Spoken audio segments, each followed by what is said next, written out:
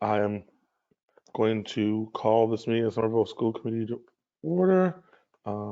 Pursuant to Governor Baker's March 12, 2020 order suspending certain provisions of the open meeting law, General Chapter 38, Section 18, and the Governor's March 15th order imposing strict limitations on the number of people that may gather in one place, as well as Mayor CURTATONE'S declaration of emergency dated March 15, 2020. This meeting of the Somerville School Committee will be conducted via remote participation. We will post an audio recording, audio video recording, transcript, or other comprehensive record of these proceedings as soon as possible after the meeting of the City of Somerville website and local cable access government channels. And with that, I will call the meeting to order with a moment of silence and a salute to the flag.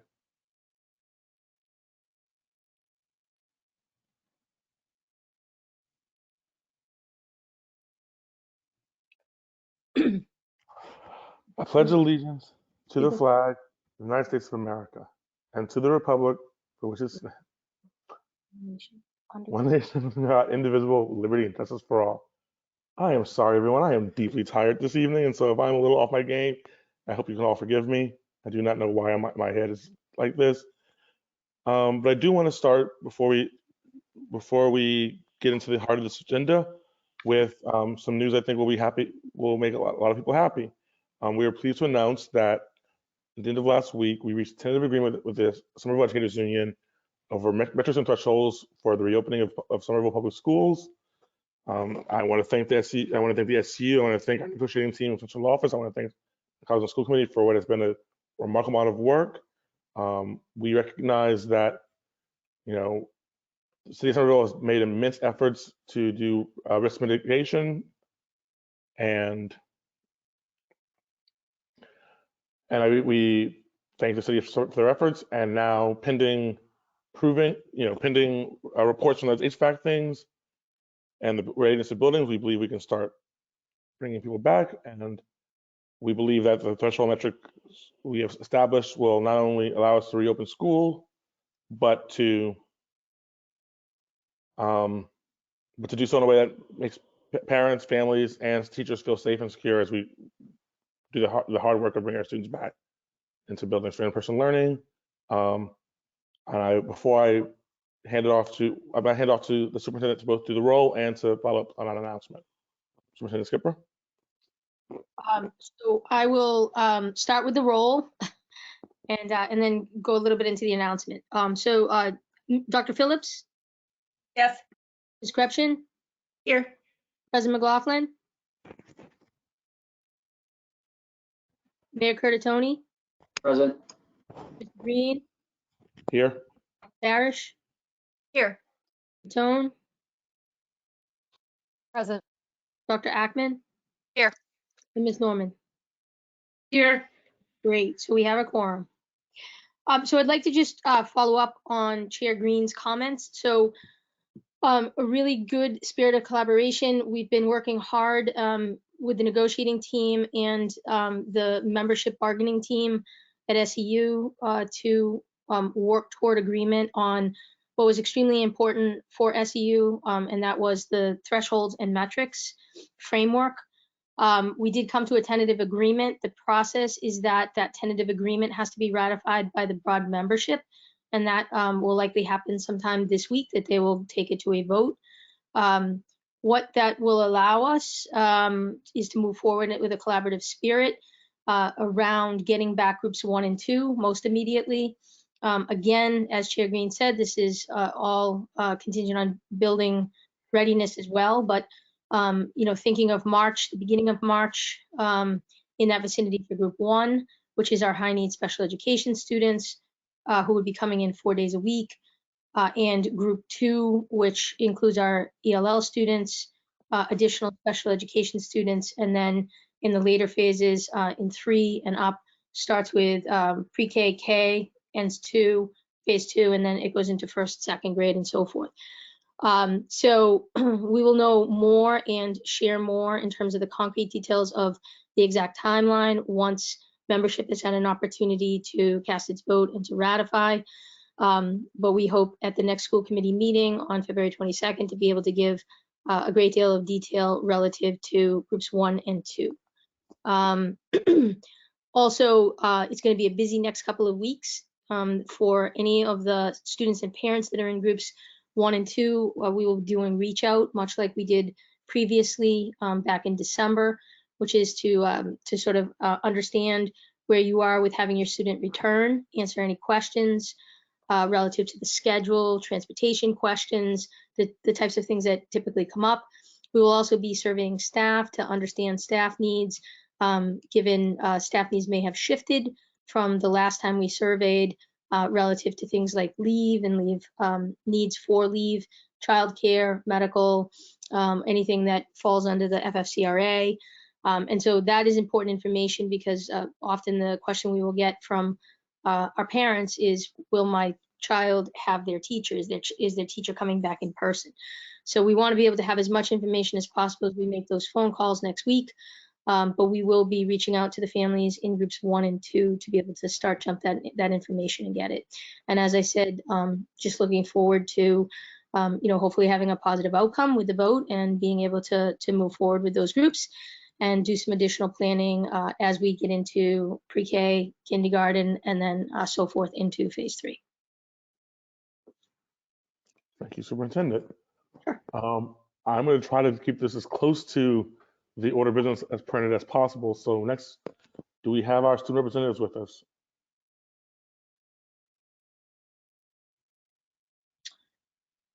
I believe one or both of them were coming. They had 2 quick updates that they wanted to do. Well, then when they get here, we will take them. Great. Natalia is here. All right. Can we unmute her and? Good evening, everyone. This is Natalia Samran. Unfortunately, my partner could not make it, but I am here to give you the student report. First, I wanted to mention that course selections have opened up today for students to pick their courses for the next year and should be turned in by February 23rd. The SHS junior class is designing t-shirts to help raise money and pay for prom next year. Then there's an opportunity for freshmen to join the SMASH summer program run by the Northeastern University, and the program focuses on the STEM field and allowing students to focus on that in the summer. And then the last thing I wanted to mention were the quarter nominations for students who have shown great Highlander behavior. It is a very long list because it goes by student. So I can read off a few if you guys like. I'm just going to pull it up very quickly. Right now, I only have just an email. I'm sorry.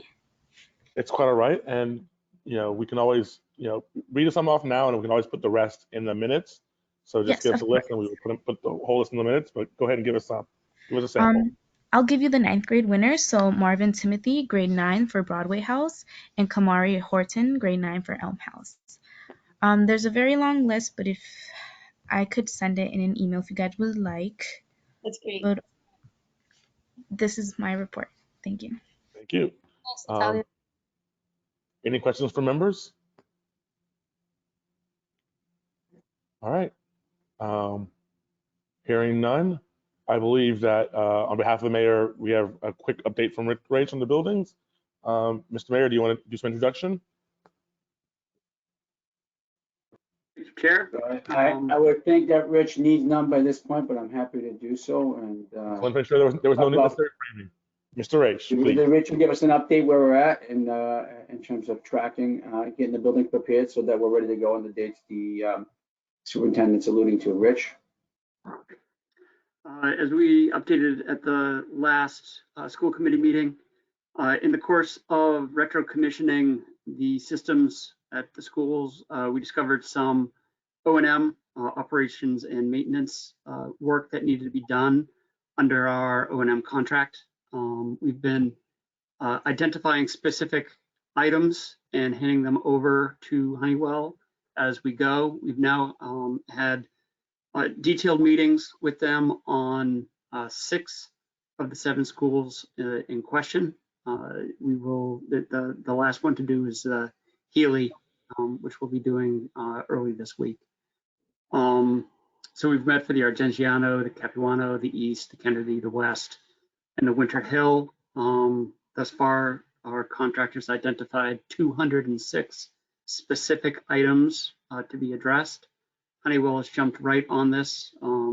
As we reported last time, the mayor made some phone calls. We have the full attention of Honeywell on this, and they're throwing a lot of resources at this issue.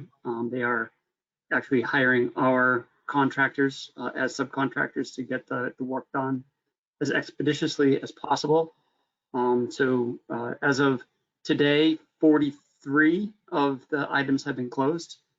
Granted, they are the easier ones to close than some of the more difficult ones, but they are definitely making progress and are doing everything they can to shorten supply chain issues and everything else to get the schools up to where they need to be.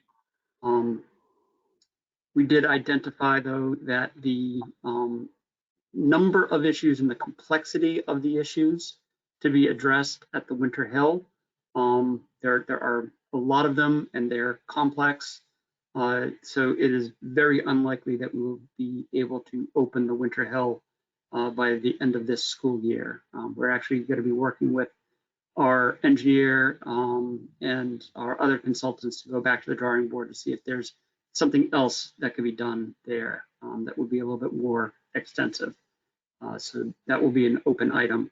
In the meantime, we're throwing all the resources at the other schools.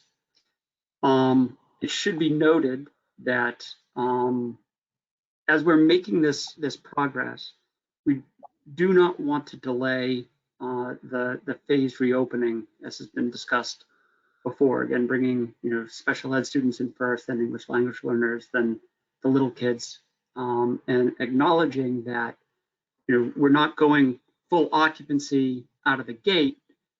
We believe we have a plan in place that would allow us to do that. Essentially, we would be leveraging the number of portable air filtration units that we already have in the city. More are coming in. Our contractors are assembling them and distributing them as they come in. And Honeywell can get their hands on additional ones if we need it. The idea being that, in each one of our classrooms, what we were trying to achieve is an overall level of air quality that is achieved through a combination of ventilation and filtration. And the plan was very much tuned between the centralized systems and these portable air filters so that we would achieve those goals in every room as they're occupied. Acknowledging that we may be behind on some of these O&M issues, that means that the centralized ventilation may not be at 100% of where we want it to be, but we have at our disposal these additional air filtration units, the portable ones. We can mobilize those to the classrooms that are going to be occupied early so that we can get our overall level of air quality that we want in each one of these. And as we bring the ventilation systems up to 100%, we can then redeploy those portable units to the other rooms. And as the populations in the school go up, we're going to get the overall balance. This is something that the shorthand that I think a lot of the parents have heard as a plan B. So we're essentially mobilizing that in a very targeted way to enable the phased reopening. So I'm sure there's going to be a question or two about that. So I'd have to answer any questions from the committee. Well, we'll start with Dr. Phillips.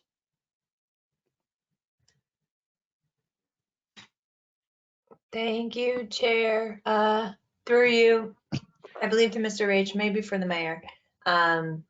Really pleased to see us going with Plan B and the city's commitment to opening the buildings to get our kids in. But my real question is, this is a two-part question. In normal times, who oversees the HVAC systems at these schools? I'll send that to Ms. Rachel again. So essentially it is Honeywell. Honeywell has the contract for operations, maintenance, and controls.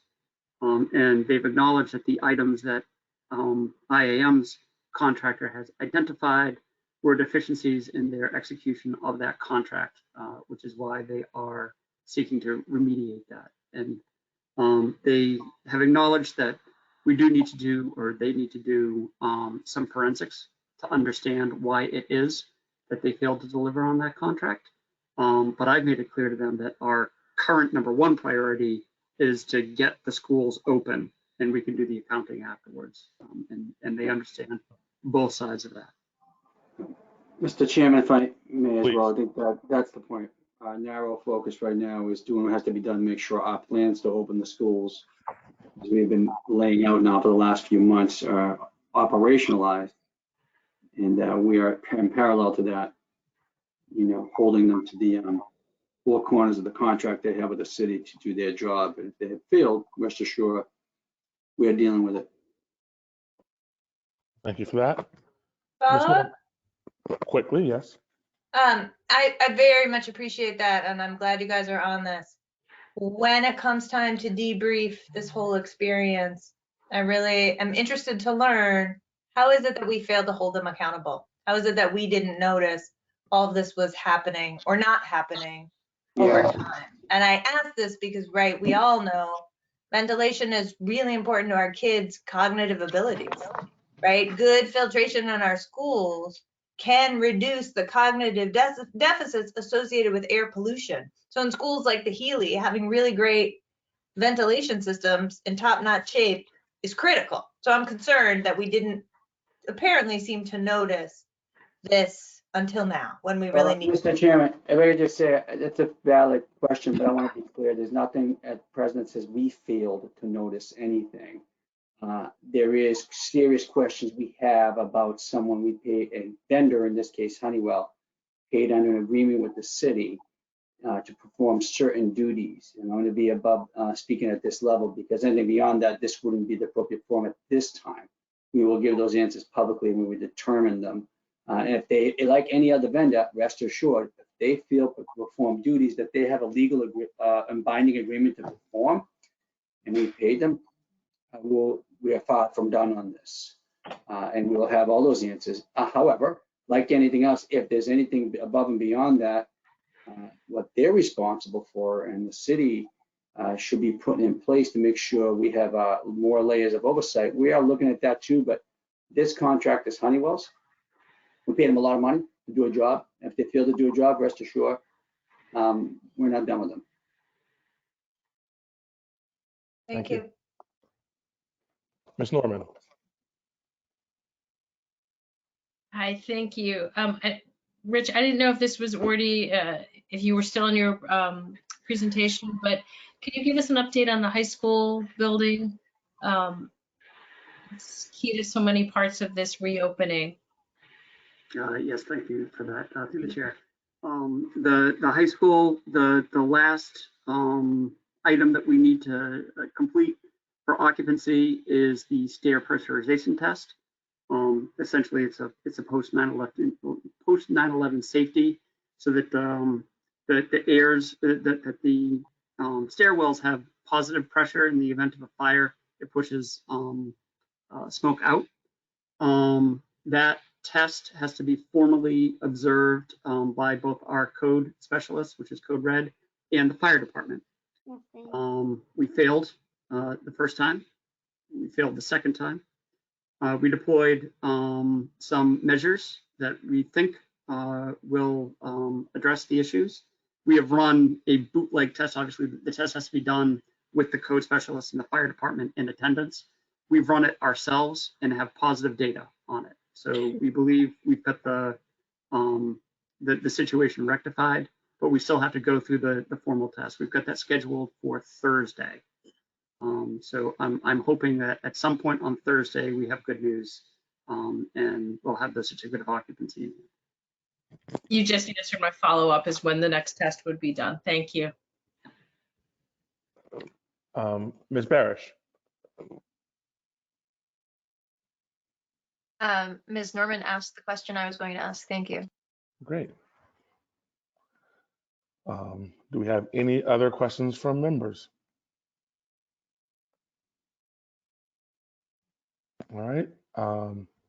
Seeing Ms. Patone. I'm sorry I popped in. I'm having a problem with my chat function. I'll try to figure it out offline. So the goal right now, this is through you, Chair Green, to Mr. Rach, is that having a certificate of occupancy by the end of this week for the high school, depending on how the testing goes. Are there, and I apologize if you covered this and I just missed it, are there updates of the other buildings that are in this first phase of dates? Because we've been looking at those charts and I don't know if things have slid or come in or where we are, because you know, we're getting to a point now, which I'm very excited about, that we should be able to be bringing students in, and I'm just wanted to, as much as we can, make that information available to the public about the buildings as well as to the school committee and timing.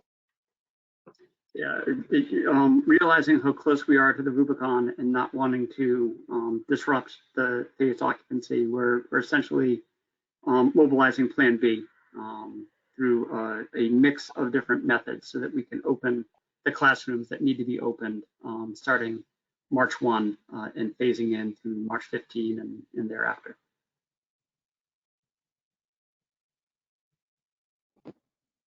Just to clarify, the first group of buildings using this Plan B, they're scheduled to be up and running between March 1st and March 15th.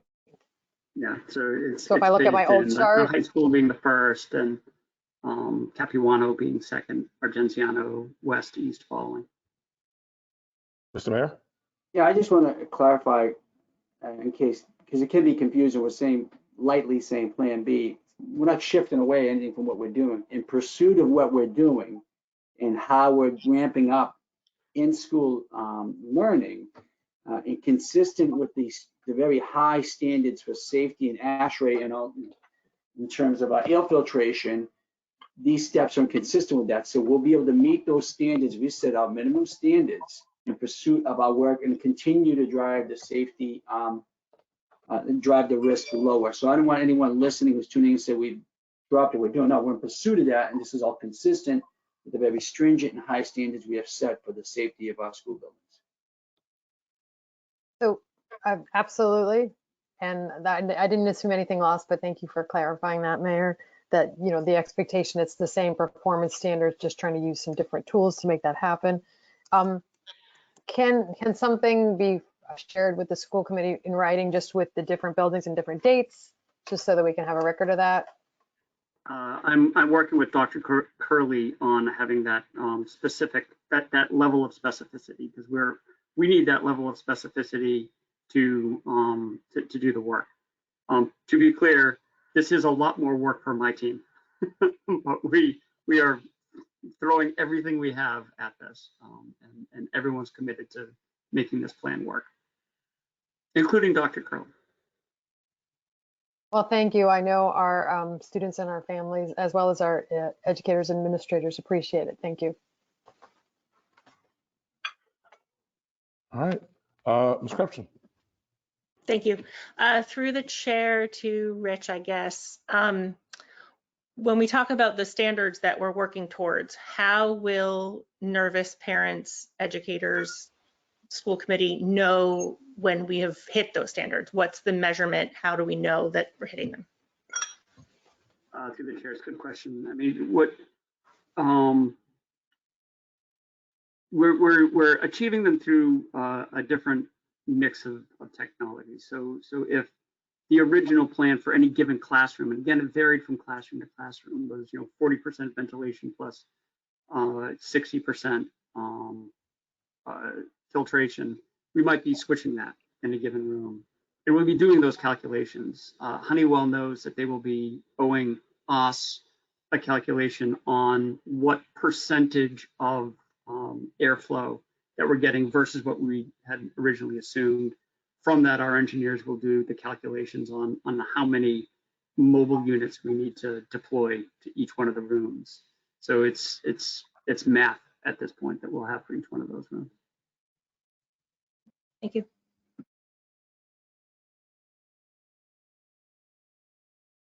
Okay, are there any other questions from members? Ms. Norman. Mr. Green, so building on what Ms. Crepton asked, and I I deeply appreciate that the city has had such exacting standards on air quality. It's the key to opening and staying open. Do we have any idea of, or do you, I know I don't, of the disbursement of these portable units? Do we have them in stock? We have them. Are we ready to go? And I mean, I think to get to the, I think we're all anxious to get students back in as safely as possible. And so I know you guys are working around the clock, but when do you think, how do you decide which ones will get there, and when will we have a time frame of which buildings can be opened? You know, first, and because the planning that goes into it, both for students, families, and educators to reopen is so key. And I know that safety is absolutely the number one. So I appreciate that. But I would be curious about the timing. That's something that Dr. Curley and I are working through right now on the specificity of the rooms and where and when. You know, the good news is that we have a large number, like I think it's probably around 150 or so of the portable units already here, with another 100 on the way. Okay. So we've got, like, just in round numbers, we've got enough for March 1. It's just a question of getting them to the right rooms and then moving them thereafter. You know, I have no fear that we don't have enough equipment at our fingertips at this point to actualize this plan. Ms. Norman. Thank you. I got it. Thank you. It's been a very long day for all of us. So thank you. That's exactly the question. Do we have them in stock? It's not and we have more coming. So once we're ready to go, we can just install them and go. So that was my concern, that it was another potential lag time in the orders. So thank you for thinking ahead and having them here and ready to go. All right. Ms. Patone?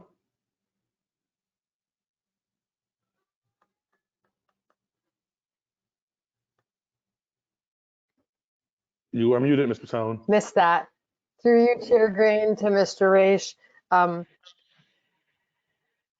our process, we've been waiting for, I'm not going to probably use the right terminology, I apologize for that, but the performance criteria for our buildings. This is something that's been pretty important for families and educators. I just wanted to find out the status of that.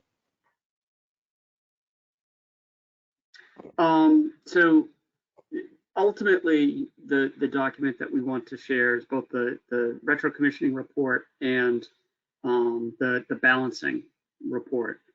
Unfortunately, those can't be completed, particularly the balancing can't be completed until Honeywell has done all of the work on the entire system. So we likely won't have that for a little bit of time. But what we will have are calculations on a room by room basis of air exchange and then the makeup filtration for the rooms that we occupy in March. So for the rooms that we're planning on occupying, we will have data on the filtration as well as air exchanges, correct? Correct. I mean, essentially what we'll have is a conservative estimate of what the air exchange is, and then based on that, we'll deploy a conservative amount of portable filtration. I mean, frankly, we will probably be in a case where we would have 100% of our air quality out of the filtration units, and then whatever we're getting in terms of the ventilation is factor of safety. Yep. But you know, then the total report will come out on a building basis once the whole things are all tuned up. Got it. So the expectation is that all the rooms that we're using will perform as to be expected and documented. Correct. Okay. Thank you.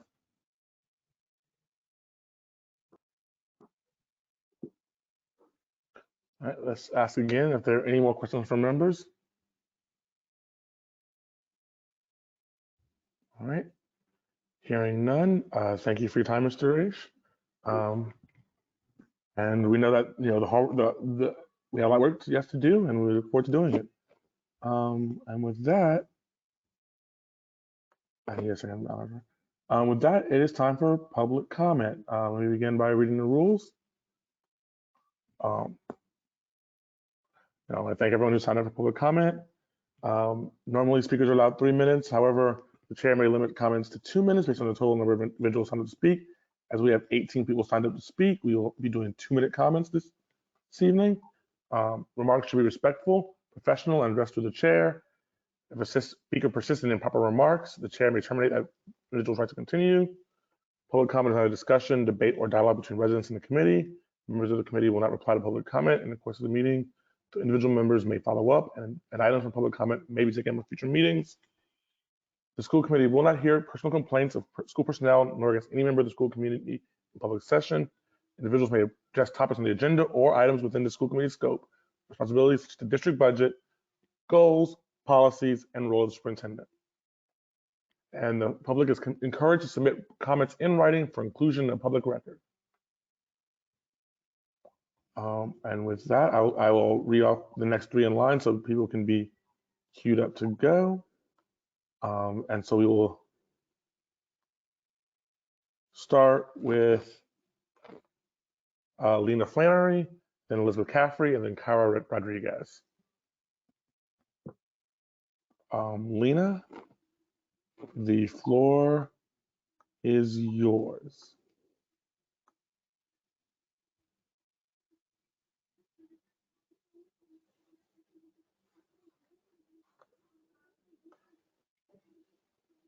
Well, Lena, you need to. Yep. Hi. You can hear me now? We can hear you. Great. My name is Lena Flannery. My son is a first grader at Brown. I've been a homeowner in Somerville for 7 years, and we've chosen to raise our family here, but I really feel like our community is being ripped apart. Several families in my son's class alone have withdrawn so far this year. Kids have not had in-person school for more than 300 days. Those who have the means and foresight pulled their kids from Somerville schools and enrolled local private schools that are operating safely. Others have relocated entirely, leaving Somerville and its closed schools, but open Legoland behind. I can't blame them. If anything, I'm envious that they had the foresight to secure in-person education for their kids. Meanwhile, my child receives his IEP services over Zoom and will likely be an 8-year-old second grader who has yet to grasp kindergarten sight words. My husband is doing an incredible job slogging through the seesaw assignments and patiently explaining worksheets. My son's teacher is incredible, but it's far past time to have the younger students back in the classrooms. I kind of feel like a fool for attending the meetings week after week, only to learn that the opening dates are moving out of grasp. I hope this latest good news actually comes to fruition and doesn't just slip like so many dates have before. I implore the mayor, the teachers union, and every other entity who has any involvement to continue to approach these discussions with renewed vigor. It's shameful that districts around us have had their buildings ready to open in the fall, and Somerville had yet to order air filters and get their teachers and staff on the same page. I know you are exhausted. We are all exhausted. But the longer this closure goes on, the more our kids will suffer and the harder it will be for them to catch up. These dates cannot be allowed to keep slipping until the entire school year is done. Thank you.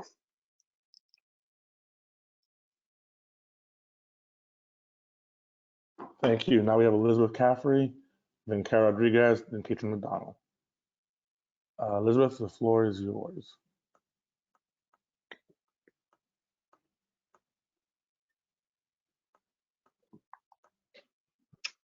Can you hear me? Yes, we can. Hi, I'm Elizabeth Caffrey, 71 Alpine Street. I'm speaking tonight about the decreasing trust that parents have in the SPS and the administration. Beyond COVID, much of what is in your control is not being handled well, and I actually question the district's ability to handle a crisis, regardless of type. First is a lack of communication. Beyond these English-only meetings, the district has been a black box to parents who are left wondering what is actually going on between the town hall meetings. It's as if you're operating business as usual when over-communication should be the norm. Then there are the secret pilots and programs. You're running programming that is not articulated on any public site and are keeping the information on lockdown. There was a pilot letting kids in schools at the Argenziano, and no one would talk about it publicly. There was secret outdoor sped class at the Capuano, and no one has been able to articulate just how those receiving in-person learning at the Capuano have been selected. Parents cannot advocate for their children when decisions are made in secret. The district's lying to DESE and parents about remote learning hours to make it look like you're meeting the guidelines. However, when several grades have the same 19 hours per week, according to the dashboard, it's suspect. First grade is only receiving about 9 hours, not the 19 being reported. Yet no one knows who's reported these numbers, pointing fingers, which is just a blatant lie to DESE and the parents. And then you mentioned summer programming to make up for the crap year, only to find out that it's part of union negotiations and there's no actual plan for summer programming yet. Given that we can't agree with the union on anything, little hope exists for this so-called robust programming. While you lie about the hours and actual opportunities, media clips have members of the committee and the mayor touting our great remote learning plan. How is it best? What are the metrics that make it successful? Has anyone sat in on a first grade Zoom class? Have you measured achievement gains by students? Nothing I mentioned is because of the mayor holding the buildings hostage or COVID specifically. These are all things well within your purview. Secret programs and lying to parents do not create a long-term and trusting relationship. At worst, there is malice, and at best, incompetence, and both are unacceptable, quite frankly. It is clear by the mayor and even the city council stance on all this and how this has played out that children and families are not a priority here in Somerville. Thank you.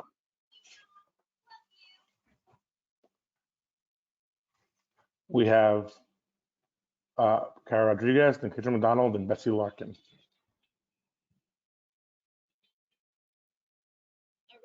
Cara, the floor is yours.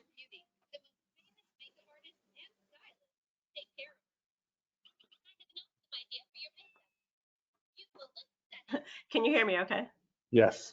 Okay, great. My name is Cara Rodriguez, and I live at 335 Highland Ave in Somerville. My daughter is a kindergartner at Brown. I work at a local hospital, and I've been working in person throughout the pandemic. This likely shapes a lot of my beliefs about the safety of returning to in-person education. I believe that schools, just like hospitals, are an essential service, and I've been continuously saddened that it's been nearly a year since school buildings were closed, and despite all of Somerville's well-intentioned plans, buildings are still closed for in-person education. I'd be lying if I said that I, like other families, have not already given up hope of returning to school this year. However, I'm not ready to give up hope for next year. I urge Somerville to pledge to return children 5 days in-person learning for the 2021-2022 school year. And if this isn't possible, I urge you to be honest with families early so that they can make alternate plans for education for their children.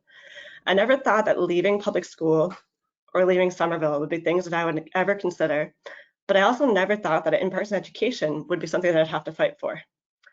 In my remaining time, I just wanted to mention community after school and what a great job they're doing. For many children, this is the only social interaction that they're getting all week, and staff have been really creative at keeping them entertained in the cold outdoor weather.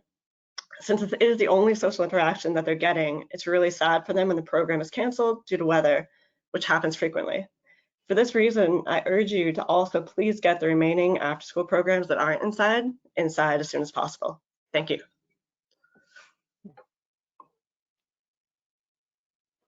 Next, we have Kitchen McDonald, then Betsy Larkin, then Jordana Laurent.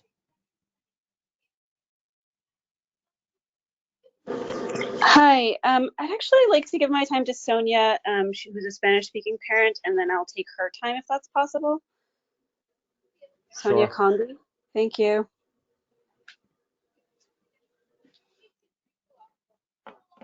Sonia Conde, the time.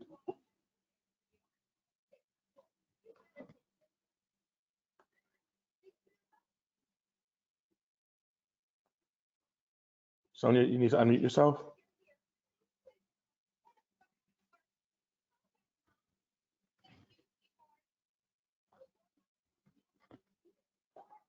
Sonia, we can't unmute you if you unmute yourself.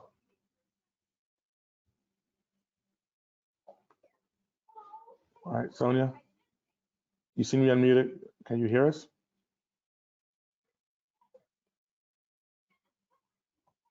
Sonia, ¿nos escucha? Nosotros podemos ver que puede hablar ahora si nos escucha.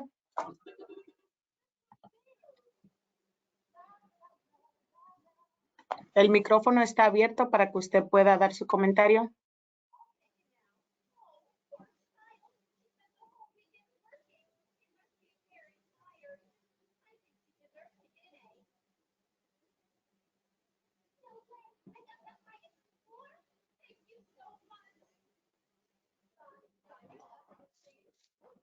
Okay, we'll come back to Sonia.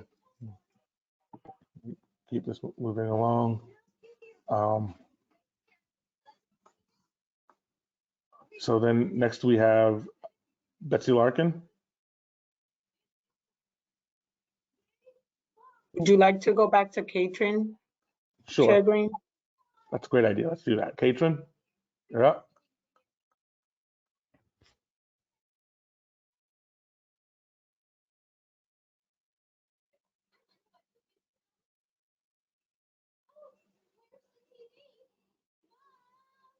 Okay, sorry, Sonia texted me. She didn't understand how to unmute herself, but I'll message her in a minute. Okay, so my name is Catherine McDonald. I live at 47 Madison Street. I've been trying to connect with Latinx families as the district has talked about not having heard their voices as readily as they've heard other parents' voices. Haven't been heard at our meetings or in public spaces. Our city and school district has made it incredibly difficult for non-English speaking parents to have a voice, as evidenced by this evening. Even as I organized to help them speak at this meeting, most could not sign in to go to the GoToWebinar and gave up. There are too many obstacles for their participation, which is an enormous equity issue, especially since after hearing from them, so many parents that I spoke with actually want their children back in person school. Contrary to what we've heard from officials and others speaking for them, there is an expectation of trust. When so little has been done to build trust and much has been done to make the community dubious of the city's decision-making process, we need your communication. We need your inclusion of everyone. The majority of the Latinx parents I have spoken with, over 30 families, want their children back in person and all expect that their children will be fully back in person in September, 5 days a week. Schools closed because we had a public health crisis. This decision was based on not knowing the science, not based on feelings or assumptions about what a particular group of people wanted. We needed to understand the virus and know how best to protect ourselves.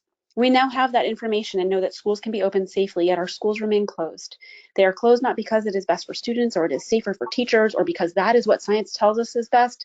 Schools are closed because a small group of individuals have not yet decided to do the right thing and follow what public health tells us. These decisions will have impacts on the lives of these children for a long time, perhaps lifelong effects on educational attainment, career, opportunity, self-efficacy, income level, health outcomes, life expectancy, and civic engagement. We know that education has profound impacts on the life outcomes of children. Keeping schools closed for this long is reprehensible and unnecessary. Our neighbors have all figured it out. Even the Biden administration is calling for a return to school. When will you listen and act for all of our students? Thank you. Thank you. Next we have Betsy Larkin, then Jordania Laurent, then Amy Moranville. Hi, can you hear me? We can hear you just fine. My name is Betsy Larkin and I live at 2 Emerson Street. I would just like to say that I thought Catherine was incredibly articulate and really appreciated her comments. My kids' teachers have been doing as good a job as they possibly can in this environment. I know that the district put a lot of effort into remote school at the beginning in order for it to run smoothly. It has not been smooth. My kids are so isolated. There are tears in my house every single day. I have a 7-year-old and 2 4-year-olds. My normally homebody 7-year-old desperately misses his friends. It's affecting my kids' behavior. It's affecting their mental health. It's affecting their friends' mental health. On top of that, the district issued Chromebooks are very faulty. My kids got kicked out of Zoom so often by early January that we had to stop using them. The updates did not work that we were told to do. It was incredibly disruptive. My family has worked around it by using old devices of ours, but it's makeshift. And I would like to say I'm sure that there are families for whom this has been incredibly disruptive and much harder to deal with. Like I said, my kids are 7 and 4. I am so scared that the in-person learning date will be pushed further and further back such that they won't go in person at all this year. The first speaker who talked about her first grader not being able to recognize kindergarten sight words, I'm terrified of the same thing for my first grader. And he's been seeing the absolutely wonderful reading specialist at Argenziano 2 days a week. And I'm still very concerned.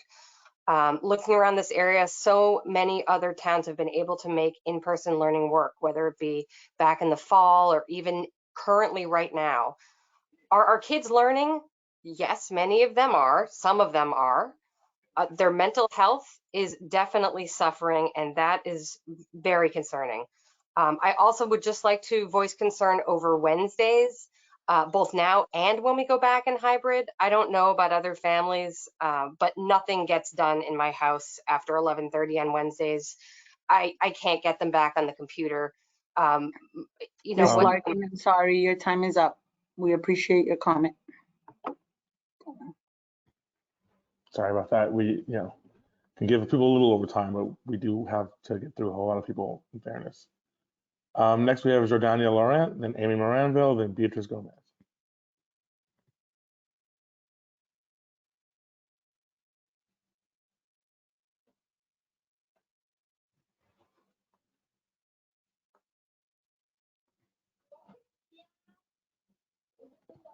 Hi, can you hear me now?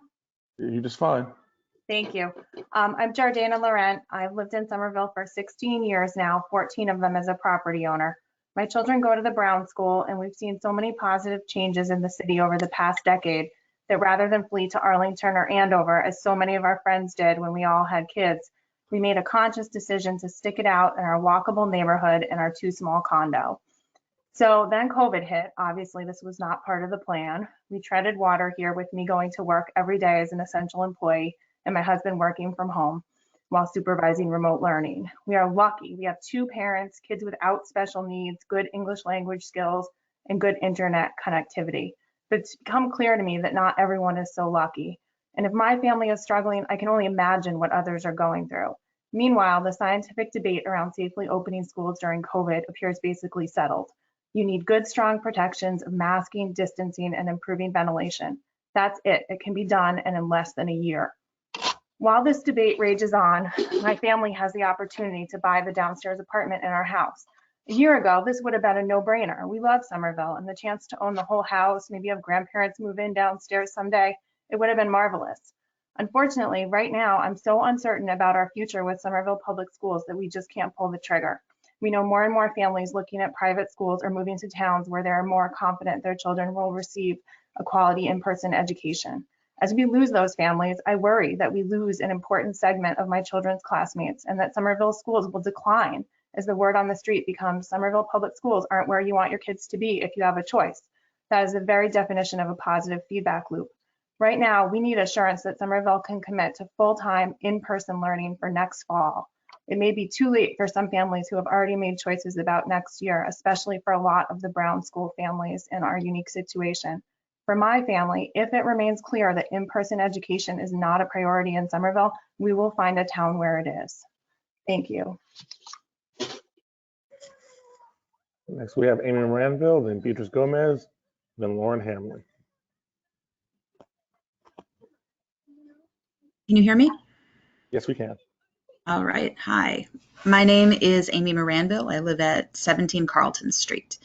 I usually talk in big picture on these calls. Tonight I'm going to talk about my personal experience. I have 2 sons, both autistic. My older son started at the Capuano at 3 years old. He was nonverbal at the time. I was so lucky to have the support of the teachers and the therapists at that school. I watched every day as my son blossomed under their care. He made friends, he learned, he started to speak. He's 8 years old now, able to learn in a mainstream classroom because of those teachers. My younger son is 3 years old now. Unlike my older child, he turned 3 during the pandemic. He has had no therapy since then, nothing. No speech support, no social skills support. He has no friends, no peers with whom to share experiences and learn. He signs in for a 30-minute session every morning, and that is all the school he has, despite an IEP that dictates he should have far, far more. Last week, I learned that some children with similar diagnoses have returned to school. They have been able to receive the services my son desperately needs, services that have not been offered to my son despite his diagnosis and my repeated entreaties for support. The announcement for phase 1 is wonderful news, but we were also told that things would reopen in December. Are there any backup plans in place if things change? Because last time we were told that our children were going back right up until they didn't, and then we received radio silence. Radio silence to emails begging for support. My trust in the district will take a long time to rebuild. That trust will start with reopening. It will also require extensive compensatory services to make up for months of missed early intervention. I hope there are plans in place to help the children who have been deeply damaged by this year. Thank you. Thank you. So we have Beatrice Gomez, and I just want to be clear that so Beatrice will be speaking functionally twice.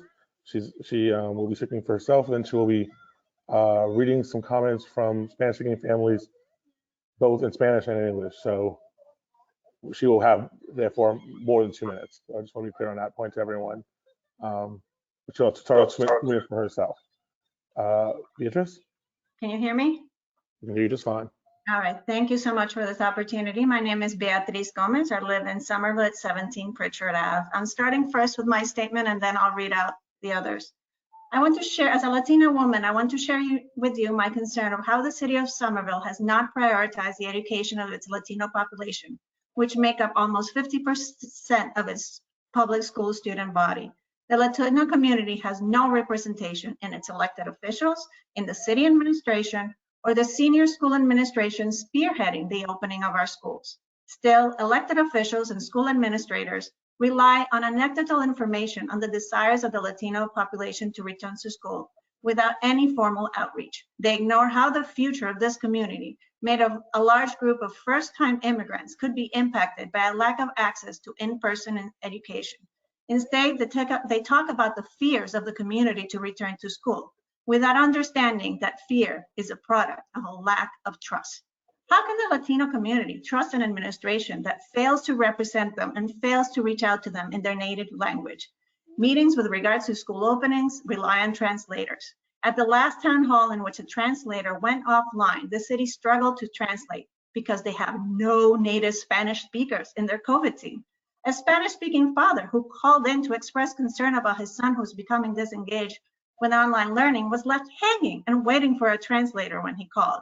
To my knowledge, there have been no meetings or outreach efforts in Spanish to explain safety measures that will be taken to open our schools, or surveys in Spanish to understand the desires of this community to return to school. I would like to share with you a recent study by Brigham and Women's Hospital in which they assess mortality rates for COVID and the correlation with language. And I want to remind you, this article just came in last week, and I hope you heard it.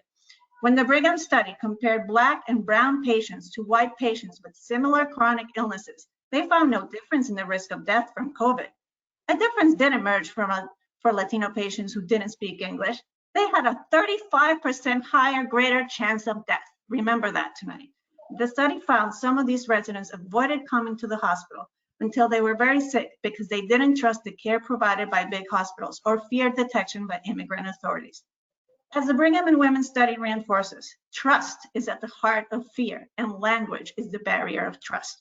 What is the city doing to bring back the trust of the Latino community? What are they doing to reach out to them in their native language and get their insights for in-person learning? Are you reaching out to their churches? Are you setting up booths in the markets they go to? We need to bring our Latino community back to school. Our society needs more Latino doctors, politicians, government officials, teachers, and school administrators to break the inequality that has been evident during COVID.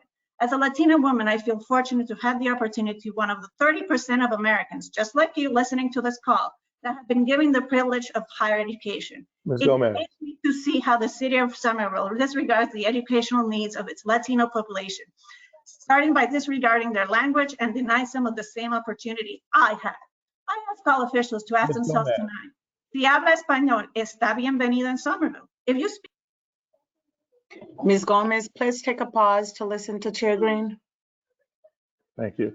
Ms. Gomez, I appreciate your remarks. We do want to move to the reading of the remarks. Okay, so this, just so you know, I have 14 statements. I can, if you want, I can just read them in English. I have them both in Spanish and English. You know, this is a problem that we can't speak in our own language, but I will concede. I will happily let you read them in Spanish and English. This is going to be like 10 minutes. It's up to you. I agree. So let's just read them in both Spanish and English. Just And with the caveat that you are not a professional translator, I'm so sorry, and thank you again for the opportunity. As I said to you earlier, I'm the daughter of teachers for generations in Puerto Rico, so very passionate about education. Thank you, everyone. I just want to explain that all these, one of the moms in a group of moms here have helped organize WhatsApp for a Latina mom, organize a WhatsApp in which parents were given the opportunity to Latino parents to give their voice of what they thought about in-person learning. So a lot of things I'm reading are via text, so it's a little cumbersome. And I did the translation myself, and I am not a professional translator, even though Spanish is my first language. So bear with me. The first one is, estimados padres de las escuelas públicas de Somerville, me llamo Sonia y soy una mamá que vive en East Somerville. Algunos de ustedes también saben que yo soy una coordinadora de mamás, ayuda mutua de Medford y Somerville. Y otros padres de la familia me conocen como organizadora de los regalos juguetes de Navidad. Estoy creando este grupo para que ustedes puedan comentar, conversar con otros padres latinos y contarnos cómo les va con las clases remotas de sus hijos. Mi experiencia como mamá de un niño de 5 años ha sido muy difícil. El aprendizaje remoto. Yo apoyo que las escuelas públicas de Somerville deben abrirse lo más pronto posible, en marzo a más tardar, pues así nuestros hijos tendrán más opciones de interrelacionarse con otros niños y aprender más. El aprendizaje remoto es muy limitado y sobre todo los niños no se pueden sentar largas horas frente a las computadoras. Además, nuestros niños no hacen ningún tipo de ejercicio estando en casa, prefieren pasar largas horas frente al televisor. Queridos padres, por favor, dejen saber su opinión. Gracias. So this is the translation. Dear parents of the Somerville Public Schools, my name is Sonia and I'm a mother that lives in East Somerville. Some of you also know that I am the coordinator of Mamás, Ayuda Mutua de Medford and Somerville, Mutual Help in Medford and Somerville. And other parents' families know me as the organizer of Toys and Gifts for Christmas. I'm creating this group so you can comment, discuss with other Latino parents, and tell us how is it going to remote learning with your kids. My experience with only learning as the mother of a 5-year-old has been very hard. I support the Somerville schools to open as soon as possible, since our children will have a greater opportunity to socialize with their kids and learn more. Online learning is very limited, and after all, kids cannot sit endless hours in front of a computer. In addition, our kids do not do any type of exercise being at home, and they choose to spend long hours in front of the TV. Dear parents, let us know your opinions. And this is what follows. Sí, estoy de acuerdo con las aperturas de la escuela. Mis gemelos están felices de aprender de diferente manera. Yes, I'm in agreement with the opening of schools. My twins would be happy to learn in a different way. Next one. Buenas tardes a todos. Yo estoy de acuerdo con esto. Tengo 2 hijos, uno de 10 y el otro de 5. Pero sí es mejor que regresen porque en la casa no aprenden nada. Uno, como padre, tiene que estar pendiente de ellos, que sus tareas y a veces no dan caso. Lo mismo a los maestros, lo mismo están difíciles porque hay niños no dan caso a ellos. Por ejemplo, el mío, 5 años, no se siente a escuchar a la maestra. Estoy muy preocupada por él. Espero que regrese pronto. Good afternoon to all. I'm not in agreement with that online school. I have 2 children, one that is 10 and another 5. It is better that they return to school because at home they do not learn anything, and the parents need to be on top of them to do their schoolwork. They do not pay the same attention to their teachers online. My 5-year-old does not listen to his teacher, and I'm worried about him. I hope he returns soon. Bear with me. This is the next one. Estimados padres de la escuela pública de Somerville, me gustaría que los niños regresen a clases porque el aprendizaje online para un niño de 6 años es muy difícil. Aparte que nuestros hijos necesitan relacionarse con otros niños. Mi nombre es José Orlando Calles y soy papá de Justín Calles López y Ashley Calles López, que estudian en East Somerville. Yo estoy de acuerdo que mis hijos regresen a la escuela. Dear parents of the Somerville Public Schools, I would like for our kids to return to school because online learning for a 6-year-old is very hard. In addition, our kids need to socialize with other kids. My name is Jose Orlando Calles, and I'm a father of Justin Calles Lopez and Ashley Calles Lopez, who attend the East Somerville, and I agree that my children should return to school. Number 5. Sorry, 9 more to go. Yo estoy de acuerdo con que abran las escuelas de nuevo, por lo menos que fueran 3 días a clases y que hagan las pruebas semanales Uso de guantes. I'm in agreement with the opening of schools again, at least for 3 days, and they do weekly testing, COVID, and the use of gloves. Hola. Next one, number 6. Hola, soy Cristina, mamá de un adolescente. Necesito que vaya personalmente a la escuela a atender sus clases. Gracias. Hi, my name is Cristina. I'm the mother of a teen, and I need him to go back to in-person school. Thank you, and she sends a praying emoji. Hola, soy latina. Yo quiero que sí abran la escuela porque yo tengo una niña y necesito que ella asista a la escuela. Ella a las escuelas de Somerville. Hi, I'm a Latina and I do want the schools to open because I have a girl and I need her to attend school here in Somerville. Mi nombre es, number 8, sorry. Mi nombre es Rigoberto Serrano. Tengo una niña y un niño. Por mi parte, yo apoyo que regresen los niños. Soy un voluntario de la escuela. Estoy a la orden para ayudar a mi bella escuela. Hi, my name is Rigoberto Serrano and I have a girl and a boy. And from my point of view, I support the kids' return to school. I'm a volunteer at the school and I'm available to help my beautiful school. Number 9. Buenos días. Tengo 3 hijos en la escuela. Escuela, pues yo estoy de acuerdo si todos los padres envían a sus hijos acá a la escuela, pues yo también lo haré. En casa se me hace difícil. I have 3 children who's gonna agree. If all the parents in the school, I will too. At home, it is very hard for me. Number 10. My name is Angie Gómez. Soy mamá de Adrián García Gómez. Él está en prekinder. Yo quiero que mi niño vaya a la escuela con el horario completo, porque no tengo quien me cuide. Si él solo va 2 horas a la escuela, yo tengo que trabajar y mi niña de 13 años tiene sus clases y yo no voy a poder ponerlo en el transporte. Él es un niño difícil de cambiarlo de ropa y yo tengo que estar con él. Por favor, quisiera que nos apoyáramos a los padres que trabajamos. Necesitamos que nuestros niños aprendan más. Gracias. My name is Angie Gomez and I'm the mother of Adrián Garcia, who is in pre-kinder.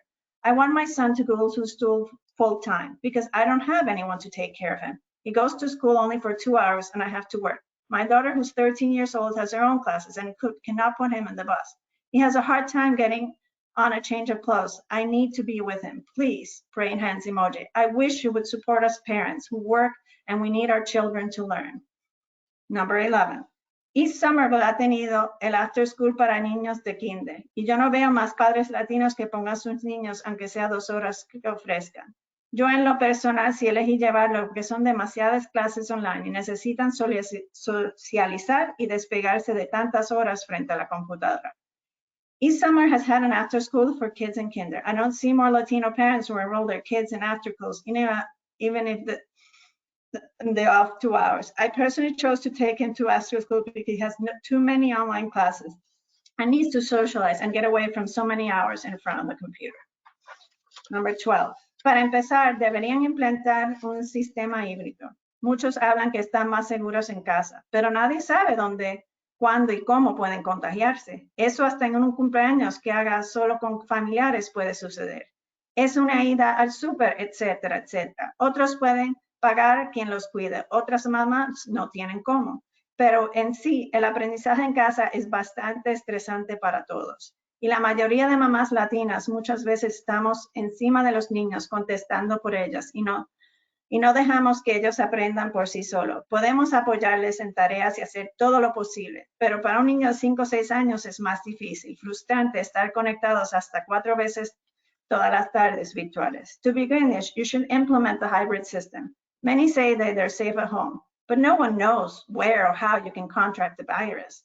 Even on a birthday party where there are a few relatives, it can happen. In a trip to the supermarket, etc., etc. Others can pay for childcare. Mothers do not have the means to pay. Other mothers do not have the means to pay for childcare. But learning at home is very stressful for everyone. The majority of Latina moms are on top of our kids, responding for them, and we don't have them learn by themselves. We can support our kids and we do everything possible. But for a 5 or 6 year old, it is hard and frustrating to engage our times more in virtual homework. First, number 13. Para septiembre sí deberían abrir, ya sin miedo. Si esto es de la pandemia, ya no debemos tener miedo. For September, you should open without fear. This pandemic, we should not have fear. Number 14. Soy José, padre de un niño con problemas de aprendizaje y socialización. Comprendo que hay familias que están en mejores condiciones para no enviar a sus hijos a la escuela hasta septiembre. Pero en nuestro caso, cada día que él pierde los servicios necesarios lo pone en desventaja para el futuro. Sé que siempre habrá una opción para los padres que están listos para enviar a sus hijos a clases presenciales. Sin embargo, no hay una opción para niños como el mío. Agradecería su apoyo para los padres con circunstancias u otras necesitan clases presenciales ahora. Mis familiares en España me confirman que las escuelas no son focos de contagio. Llevan abiertos full-time presencial desde octubre. Gracias. I'm Jose, the father of a child with learning disabilities and socializing challenges. I understand their families in better shape to not send their kids to school until September. But in our case, every time we lose the necessary services, our child is put in a disadvantage for his future. I know there will be always options for the parents who are not ready to send their kids to school, but there's no option for my son. I would appreciate your support for parents who for different circumstances need in-person learning. My relatives in Spain have confirmed that schools are not the focus of transmission. They've had their schools open since October. Last one, and thank you. Buenos días, Adela. La verdad es estresante esta situación. La verdad no es igual clases en persona. Es mejor fuera bueno que abrieran de nuevo la escuela así como habían dicho al principio, que iban a empezar por 3 días y 2 días en casa fuera bueno, porque los niños se estresan de estar encerrados todos los días en casa sin poder salir o caminar. Good morning. The truth is the situation is interesting. In-person learning is better. It would be better to open the schools, just as you said at the beginning, starting with 3 days in person and 2 at home. Kids get stressed out being locked up every day at their home without being able to go out or walk. Thank you, and I apologize, but it's a work in progress. Thank you for bringing all those voices to us. Thank you. Next, we have Lauren Hanley, then Emily Hickey, then Blanca Pena.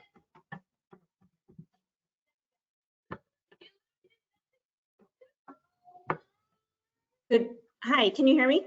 Yes. Okay, great. Thank you, Beatrice, for bringing those voices to this meeting tonight. My name is Lauren Hanley, and I live at 80 Bay State Avenue. Tonight, I want to tell you that zip codes matter. If you live a half mile from Somerville, you could be in Boston, Cambridge, Arlington, or Medford. These cities have COVID positive rates in the 1 to 2.3% range, all with either pre-K through 12 in person already, or a very clear path to do so over the next few weeks. But if you live in our Somerville zip codes, you have a 1.56% positivity rate and a handful of our special education students back because of our wonderful volunteer teachers. Only some, mind you. And if your teacher didn't agree or volunteer, then your special education child is still home with possible permanent and irreparable harms because you live in a zip code that rejects science. You live in a zip code that has buildings that remain locked by our mayor. If only you could move a half mile in any direction and help get your children into in-person school. And if you don't believe that our kids are not suffering, you have not looked hard enough in our own backyards. Children here in Somerville are suffering, and it's very personal and deeply troubling. From our youngest learners to our high school seniors, it is here. In healthcare, it has been shown that zip codes can translate into healthcare deserts. Your access to medical services changes based on your zip code. Your risk of death can be based on your zip code. Here in Massachusetts, we are now looking at education disparities based on zip code. All of our neighboring cities have similar buildings, similar prevalence of COVID. No one is special, no one is unique, except that if you live in Somerville, your child is being denied their right to in-person education based solely on their zip code. I spoke at a school committee meeting late last summer, and the last sentence of my statement was that I believe we were in a pediatric public health emergency. That was August 2020. We were almost 1 full year past the schools closing, and we are still in this public health emergency. Our children's well-being depends on you right now, and it should not be based on their zip code. Thank you.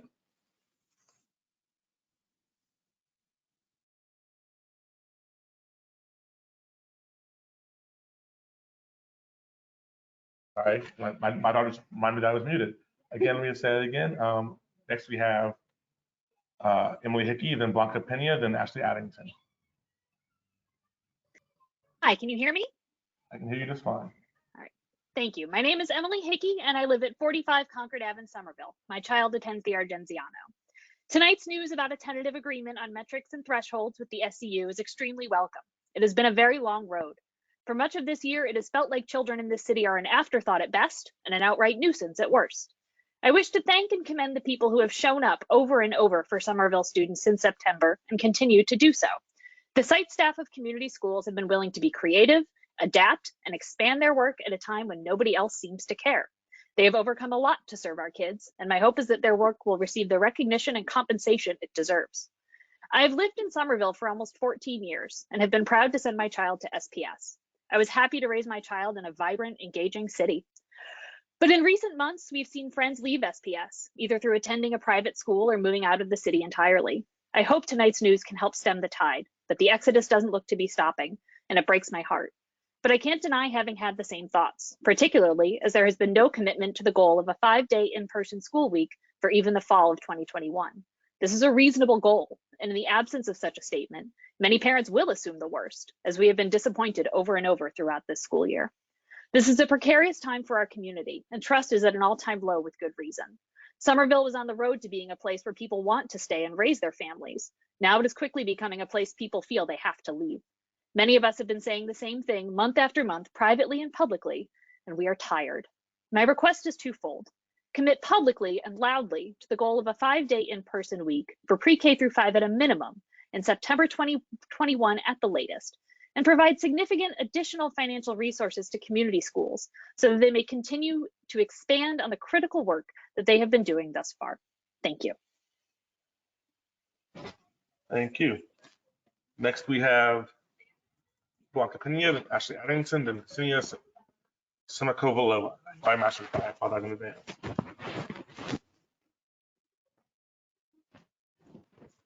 Blanca?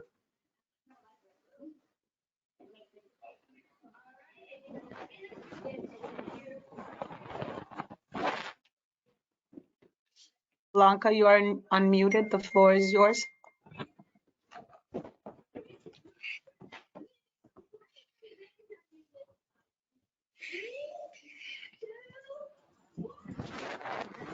Blanca, are you there? There you go. You're all set to speak. You muted and then unmuted yourself. Okay. Good evening, everyone. Thanks for having me tonight. It's very important for me to try and to speak a little bit Spanish and English.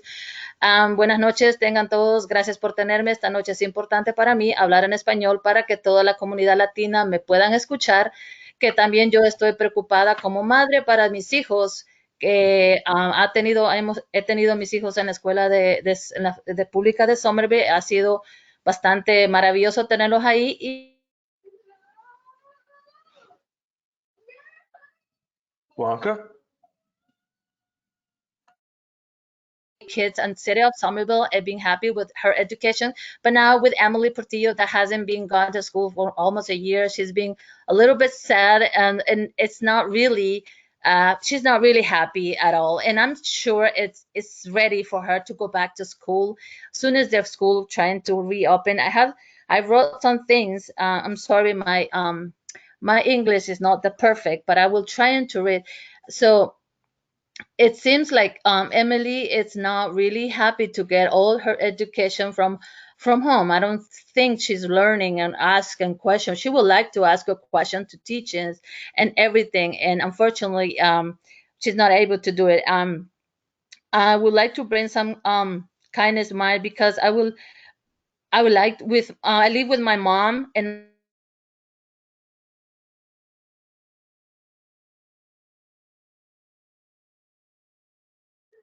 Blanca, we seem to have lost your audio. No,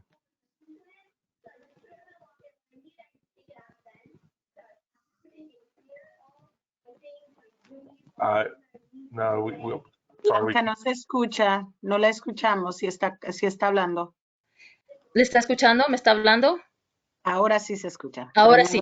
Me gustaría saber si los maestros y los estudiantes van a mantener mascarillas y van a tener toda la información de cómo mantener seguros a padres y a maestros y a alumnos. Sería buena idea y sería tiempo de ahora que los muchachos regresaran a las escuelas, ya que no creo que se estén aprendiendo lo suficiente en casa, no están creando un ambiente sociable con amigos, no están creando.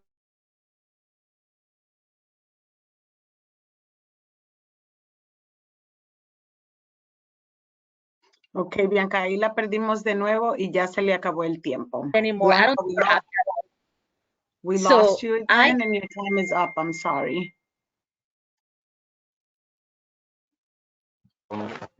Santiago, could you let her know that she is welcome to submit her comments in Spanish in writing, and we will get them translated for members?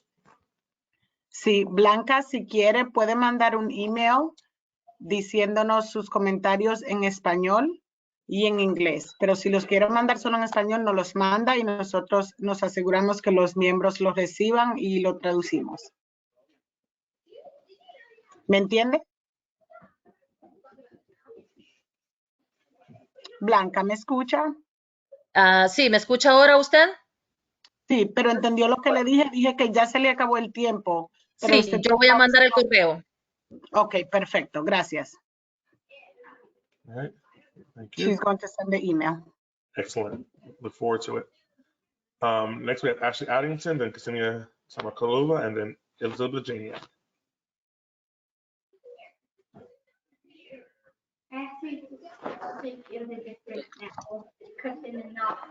Can you hear me? Okay. Hi, my name is Ashley Addington, and I reside at 49 Church Street. Today marks the 89th day of remote school in Somerville for my second grade student. Let's talk about the students. There has been no coordinated effort by the district to survey parents and evaluate the quality of remote learning this year. I'd like to share some information about the state of remote learning in Somerville and how it relates to regulations and guidance that DESE has issued. DESE surveyed all districts across the state back in November 2020 to collect information on remote synchronous, asynchronous, and in-person learning hours. DESE has made it clear that districts should be working to find ways to make sure that this is not a lost year and that students continue to progress by finding ways to engage students creatively. Somerville has reported that the average first, fourth, and seventh grader is receiving 19 hours of synchronous learning per week. A sampling of parents around Somerville doesn't match this report for first grade. Using data from first grade classrooms at 6 of our 8 schools, we calculated an average of 11 hours of synchronous learning time per week, which is much lower than the 19 hours reported to the state. Who can explain this discrepancy?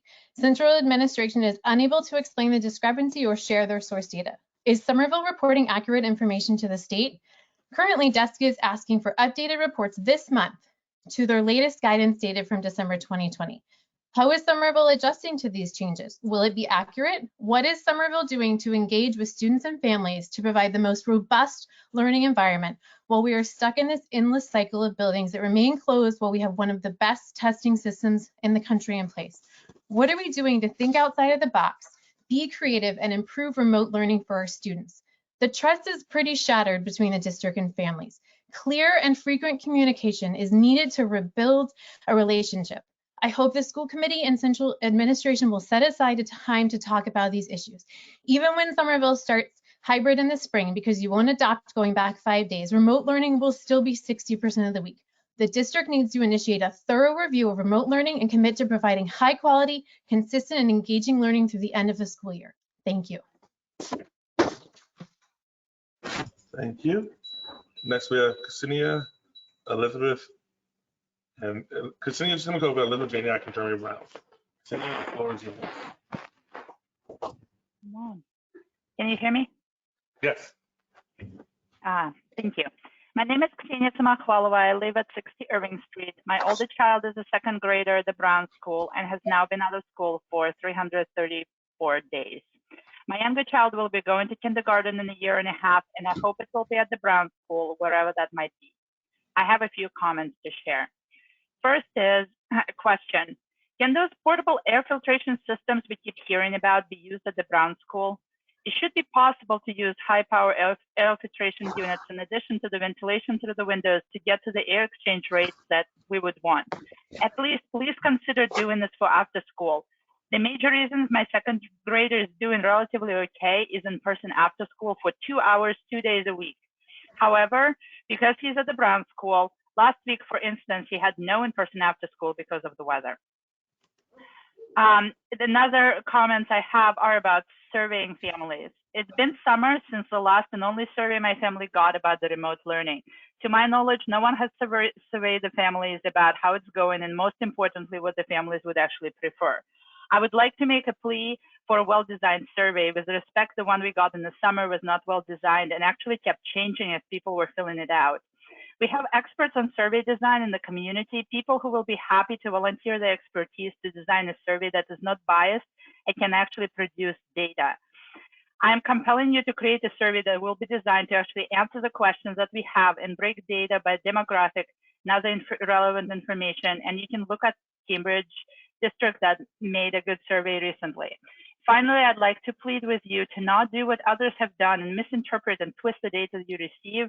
Like, for example, the recent survey done by Chelsea district, where there was a question, what is the best thing about remote? And the most popular answer was safety, which was then interpreted as the reason why people want remote. Please don't do that. Thank you so much for your time. Thank you. Next, we have Elizabeth Janiak and Jeremy Brown and Susan Nianakis.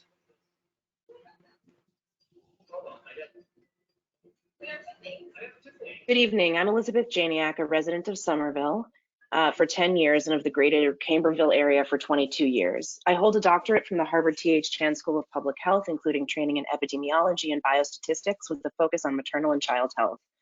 In other words, I have content and methodological expertise relevant to understanding the negative impacts of school closure on children and on working parents.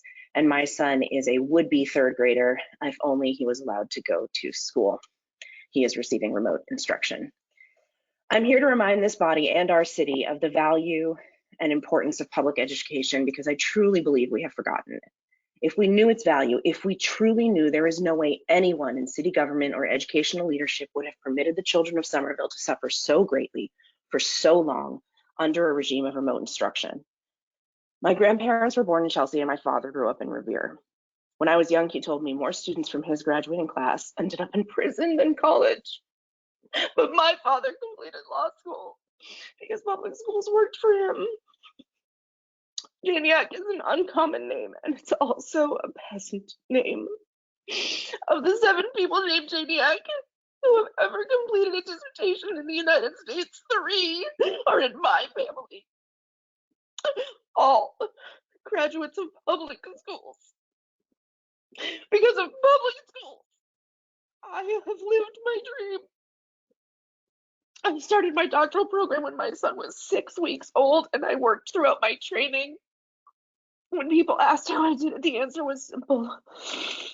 I learned everything I really needed to succeed by the time I graduated high school. I had learned curiosity, self-confidence, and how to be a lifelong learner, thanks to public schools. I realized that the fact that I'm crying is slowing you down, so I'm going to skip the paragraph about my wonderful college students that I teach and all that public schools have done for them. But I just want to say I do not want to live in a world where public school students fall behind while private school students continue to succeed. Somerville children are losing critical ground cognitively and developmentally, which they may never be able to make up. And we know this based on the science of early childhood development. Driving young children into depression, obesity, cognitive decline, and delayed acquisition of basic skills will inevitably lead to a cascade of negative mental and physical health effects. We need to reopen our schools immediately. If you believe in the value of public education as much as I do, you must do more to reopen our schools immediately and for as many children as possible. My greatest fear is not that the children of Somerville won't be able to live their dreams, but that they won't even dare to dream in the first place.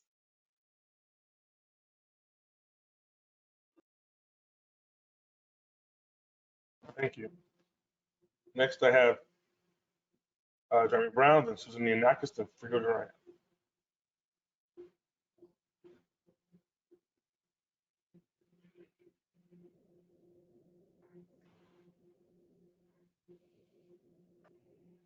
I'm Jeremy Brown, 234 Summer Street. It's hard to follow everybody who just spoke, Liz and everybody. Beatrice, I can't manage that. But let's talk communications anyhow.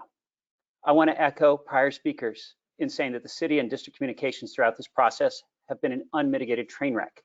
And I want to echo and highlight how inaccessible this forum is to people who don't speak much English. That you've heard so many non-native English speakers tonight is a testament to a huge amount of effort put forth by citizens, not the mayor's office, not the school committee, not the unions, just the citizens who knew this was shameful. And to add a new note, the minutes of these meetings, as far as I can tell, consist entirely of video recordings, which are totally inaccessible and, unlike meeting minutes written, cannot even be run through Google Translate. No matter how well you execute reopening the school buildings, if you can't communicate better, nobody's going to trust you. So about opening those buildings. Like Dr. Phillips, I'm pleased to see the city going with Plan B and getting the schools open by using portable filtration units. We're incredibly lucky that we can reopen schools with COVID. A flu pandemic would have made it impossible. It would slaughter children, but we have known for months that we got lucky. But Somerville has flinched. The approach of ventilation units was suggested by experts across the spectrum at least as far back as October. I'd give you a date, but I can't search the minutes. I'm incredibly frustrated that kids are coming back 6 months later than they needed to.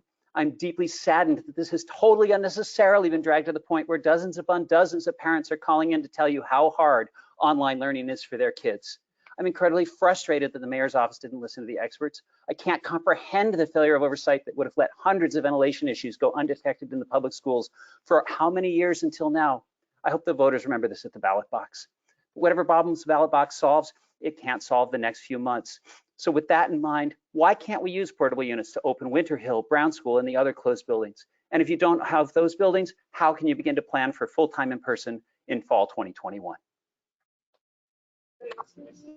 Thank you. Next, we have Susan Yanakis, Fred Ryan, then we'll try with Sonia Conde one last time. I'm muted. Can you hear me? Yes. Can you hear me? Yep, sorry. Thank you for having me. Beatrice and all the prior speakers touched me in a big way because I'm a third generation Somervillian, raising a fourth generation Somervillian on both sides, my husband and I. My son is in 8th grade. We live on Mansfield Street and stayed for 6 years in Charlestown. We have been in the city of Somerville for our whole lives, my husband and myself. We are raising our son here. He's in 8th grade. And again, I really want to reiterate the 334 days when it started off as 14. We couldn't foresee the path of the pandemic, but I think Somerville, and I'm going to concur with a lot of people, I want you to know that I'm with the group Somerville Parents for the Equitable and Safe Opening. It's a Facebook group. I believe you know about it. My dad was an educator in Somerville for 35 years. I have been in and out of Somerville and Cambridge educational system for the better part since the mid 80s. And I have a lot of skin in this game. I ran for school committee 3 years ago, and I'm not clear as to why Somerville is lagging behind so significantly. But I'd like you to all watch a video on YouTube if you would do me the favor when we get off this call or at some point in the near future. It's on YouTube and it's by a 15-year-old 9th grader somewhere in the Midwest, I believe. Her name is Liv McNeil and it's called Numb. And I want you to just watch the 3.5-minute video to see what this is doing to our children's mental health. We're fortunate that our son has been able to get through this at a pretty even keel, but many students and children aren't as lucky. We're very fortunate. But the impact on their mental health is something that is never going to be able to be taken back. How many kids are going to be in therapy, and what do you plan on offering them as a recourse to share the feelings for what they're missing out on? I messaged Miss Soda the other day about even having a picture day online for the kids this year to make this not the total blur of a year that it's turned into. You know, how do we recoup some of what they've lost and address their mental health? And in parting, I'd really urge you all, and Mayor CURTATONE, to look at that video. Liv McNeil on YouTube. It's called Numb, and it's very eye-opening, and it's very real. Thank you. Thank you. All right, Mr. Duran, and then Fred Duran, and then Sonia Conde.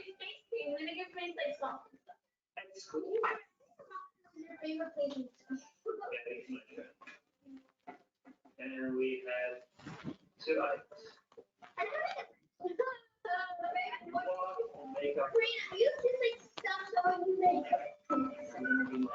Hi, can you hear me now?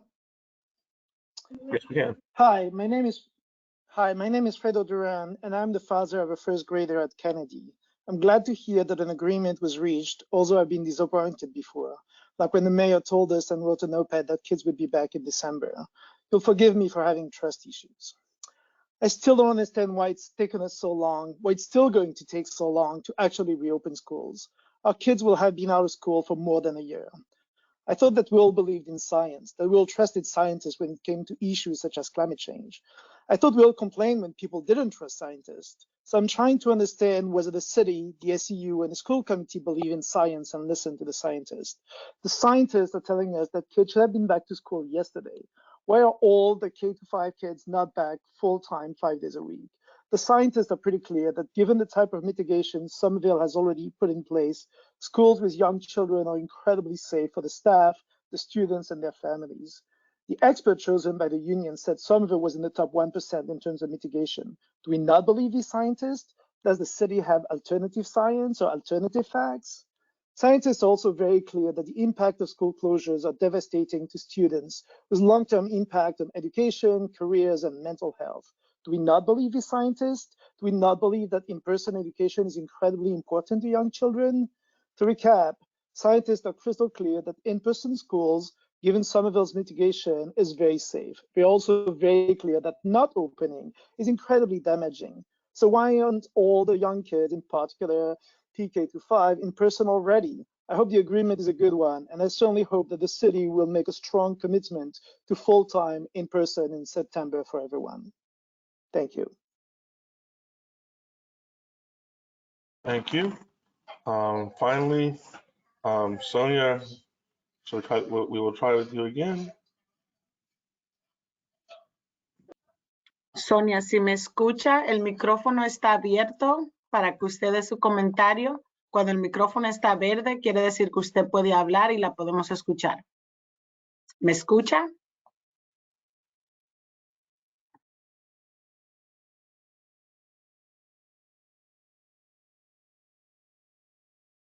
Sonia está ahí, me escucha, ya puede comentar.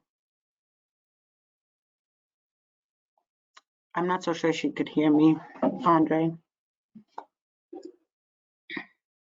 All right, well, thank you. I think Sonia has at least sent me comments in writing, so I'll try to share those with the rest of the committee. Okay, let me say that in Spanish to her. Sonia, si usted quiere mandar su comentario por correo electrónico para que nosotros se lo podemos dar al miembro del comité escolar, nos los puede mandar y nosotros los traducimos para que ellos los reciban en inglés. Si me escucha, por favor, mande su mensaje por correo electrónico. Awesome. Thank you, Ms. Santiago. And with that, we'll end public comment. Next on the agenda would be the approval of minutes. I am under the impression that they are still, there's still some mistakes, so those will be approved in our next meeting, hopefully with some other ones. So we'll table that for now. And that will bring us to the report of the superintendent.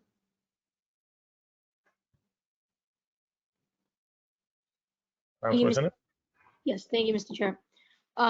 So one thing I did want to just make note for community schools, one of the speakers made the recommendation about the Brown, and we did get word that we will be able to expand it and offer it at the Brown using the portables. So that will be happening, and that will bring all the locations to, at this point, having the ability to be able to do some inside to complement the outside for community schools. Mr. Mazza, Assistant Superintendent Mazza has 2 items to bring. One is the calendar, and a quick discussion on that, and then the other that he will, well, we'll start with that one. Actually, before we do that, Ms. Barish has a question for Sonia about Mr. Brown. Oh, sure. Oh, thank you. I was gonna wait, but thanks so much.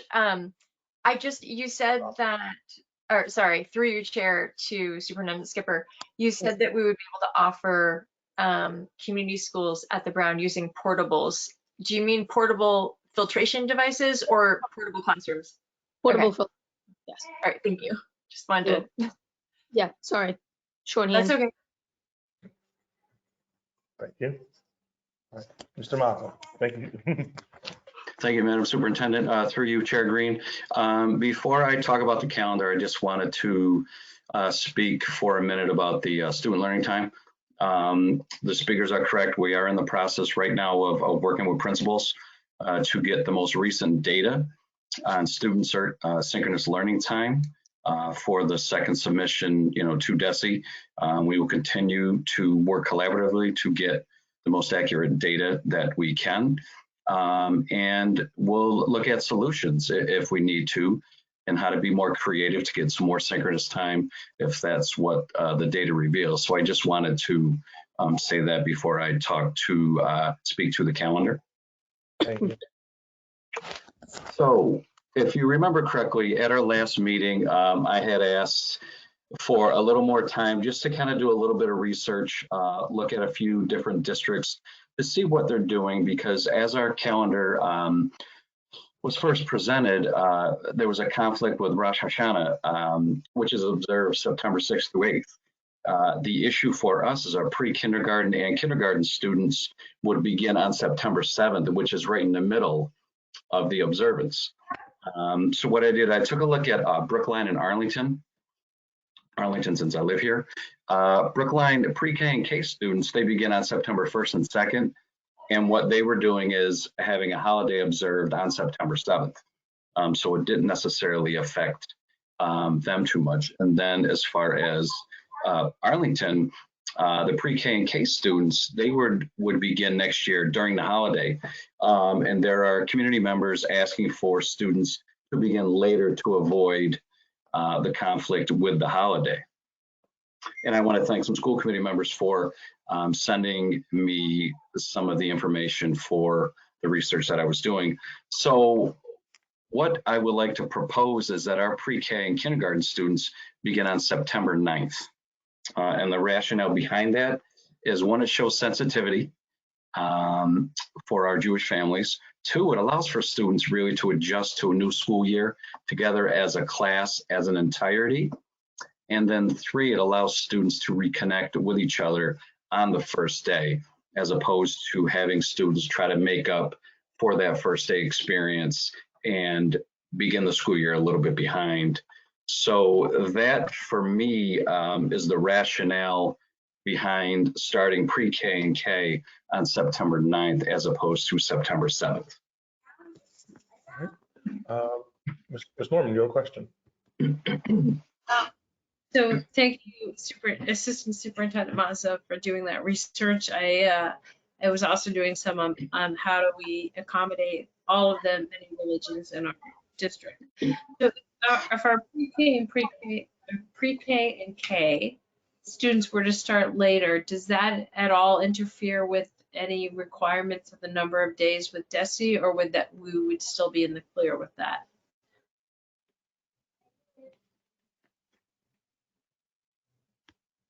No, I think we would be just fine for the requirements. Thank you, and thank you for doing the research on this. Superintendent Skipper. Sure. So, through Mr. Chair. So, so just as a reminder, pre-K and K are not compulsory grades, so therefore we have flexibility. That's why Mr. Mazza was looking at that as a solution. Thank you so much. And for the reminder for the people at home, K through 12 will start when they beforehand. So that Tuesday would not be their first day, which is the real issue. I'm going to call on Dr. Ackman, then I may call myself. Thank you, Chair Green. Just to clarify your point, you said K through 12. I think you mean 1 through 12. You're right, I did. Thank you. Okay, just to clarify. As one of the people who brought this to the attention, I think this is an awesome solution, especially since it keeps us compliant. I really appreciate the effort that you have gone to, and I appreciate the thoughtfulness you put into it, and I'm an enthusiastic supporter. Thank you. I will call myself. I echo Dr. Ackman's enthusiastic support. I think this is exactly the right solution.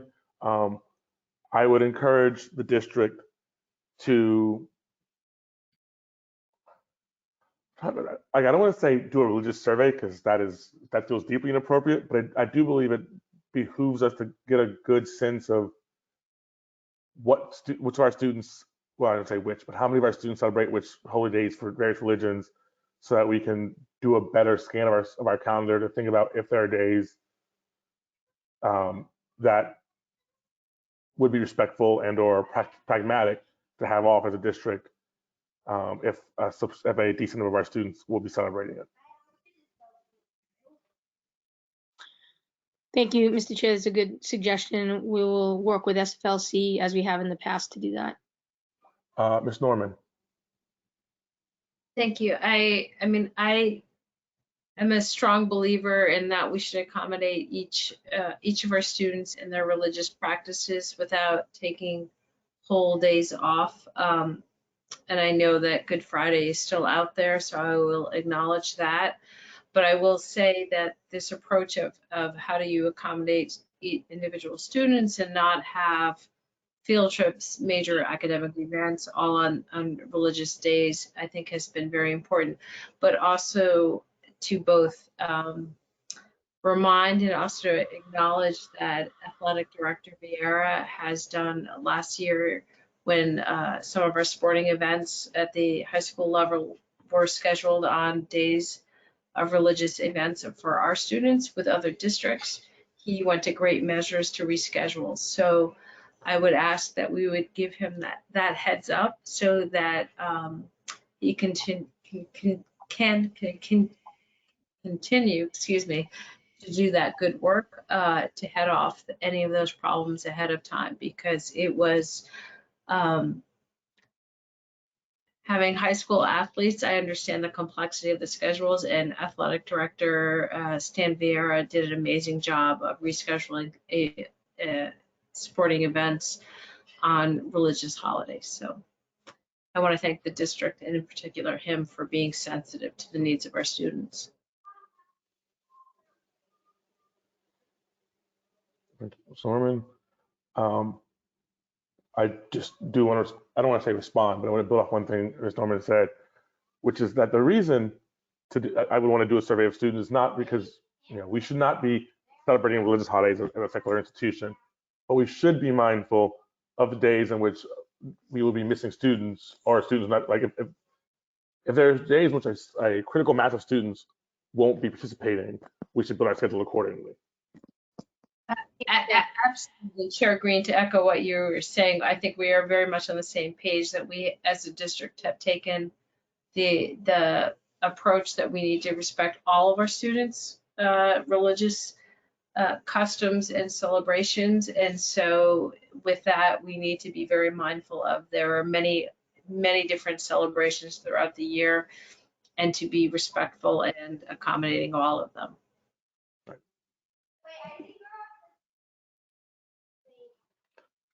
Mr. Mazza, sorry, Superintendent Skipper.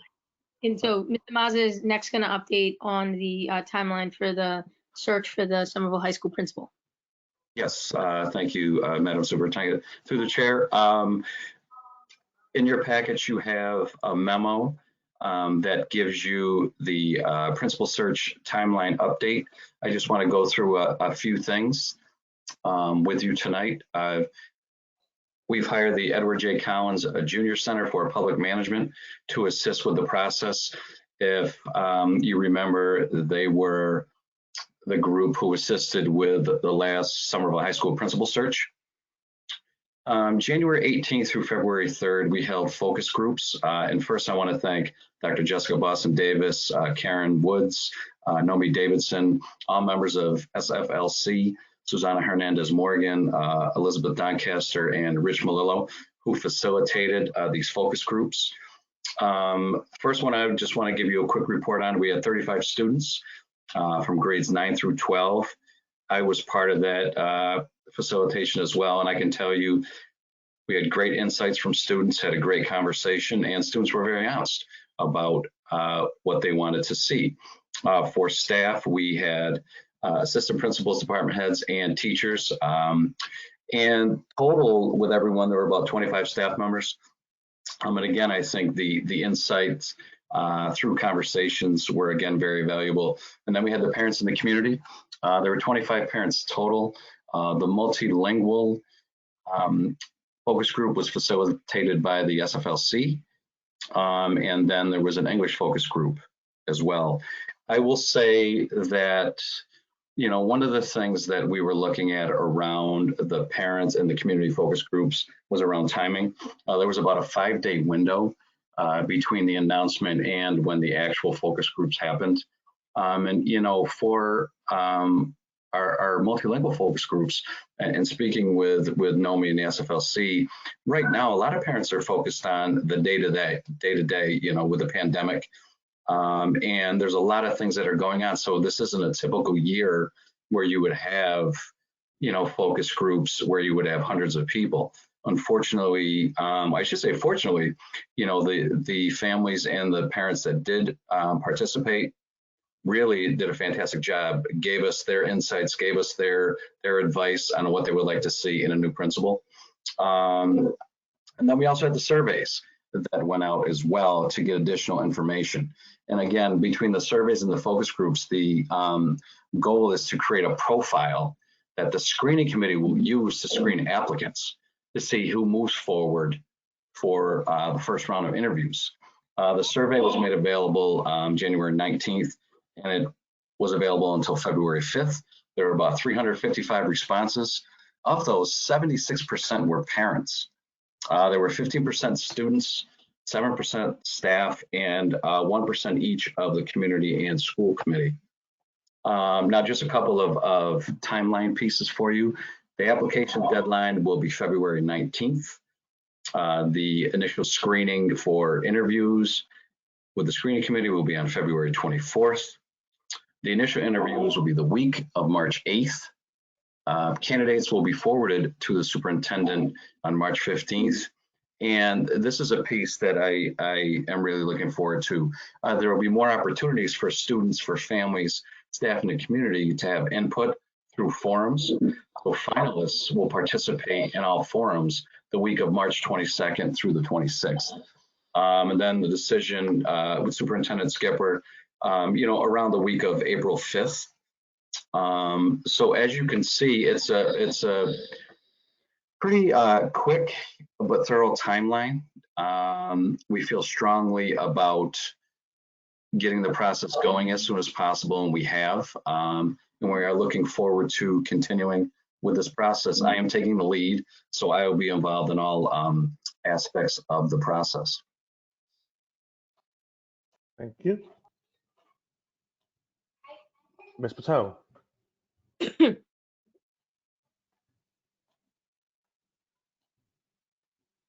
Thank you, Chair Green. Through you, Chair Green, to Mr. Mazza. First of all, thank you for this detailed timeline. You and I had been corresponding about timing and making sure that we had participation. I think just a little clarity on what the community/staff forums mean. Is that anybody can log in and observe the top candidates? It's the item that from March 22nd to 26th. Through you, Chair Green. So the intent is to have people actually ask the finalist questions as like another round of interviews. And I think it's a great way to get more input and have more involvement, you know, of students, of families, of the community in this process. But that's anybody in the community. They don't have to be part of a committee or anything? No. No, we'll organize, you know, the sign up and what that will look like in the coming weeks. But for right now, we feel it's a great process to get more involvement of everybody. Okay, so I'm just clarifying that's part open to the general public and it can be. And then the screening committee is a small set population of people. Have those been established, and kind of so families know if they're interested? Or is that already been established? Who's on the screening committee, and what's the makeup of the screening committee, like staff, parents, et cetera?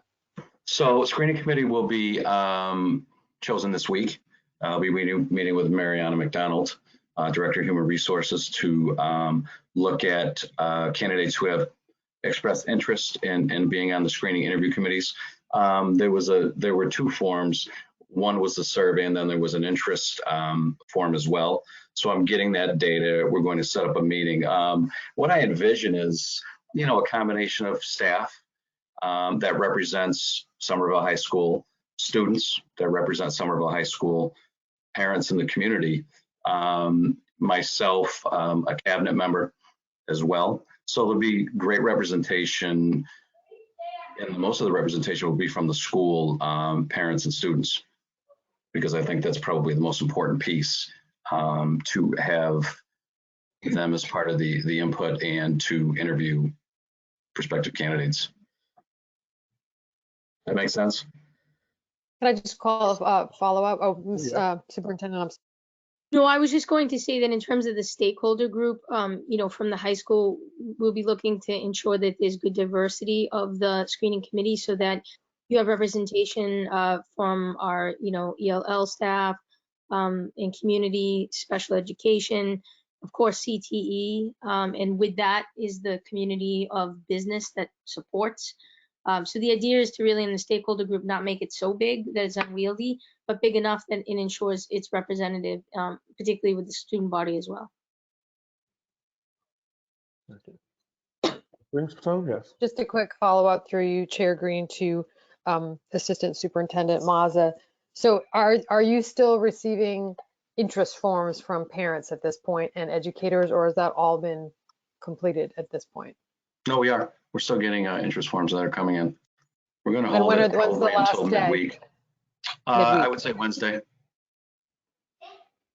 Okay.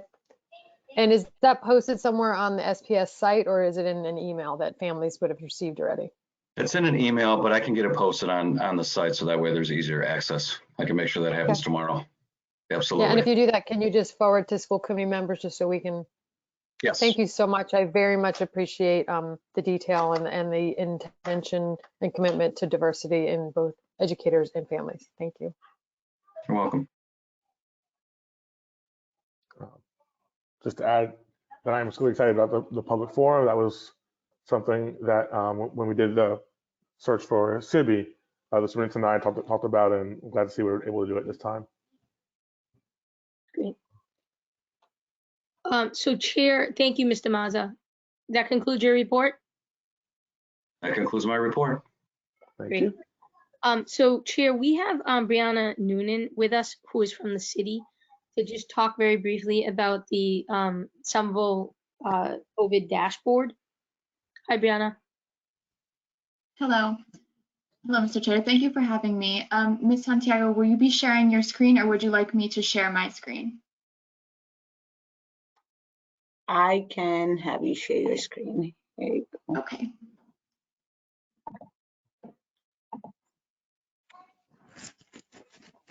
Okay. Thank you. Can everyone see my screen? Yes. Okay. I need to drag. I need to drag the viewer with your faces away from the middle of my screen. Okay, got it. I see. There it is. Okay, here we go. So you can find the Somerville. Oh, okay, sorry. First, let me introduce myself. My name is Brianna Noonan. I'm an analyst with the Mayor's Office of Innovation and Analytics, also known as Somerstat, and I'm the Situation Unit Lead for the Incident Command Structure to address COVID-19.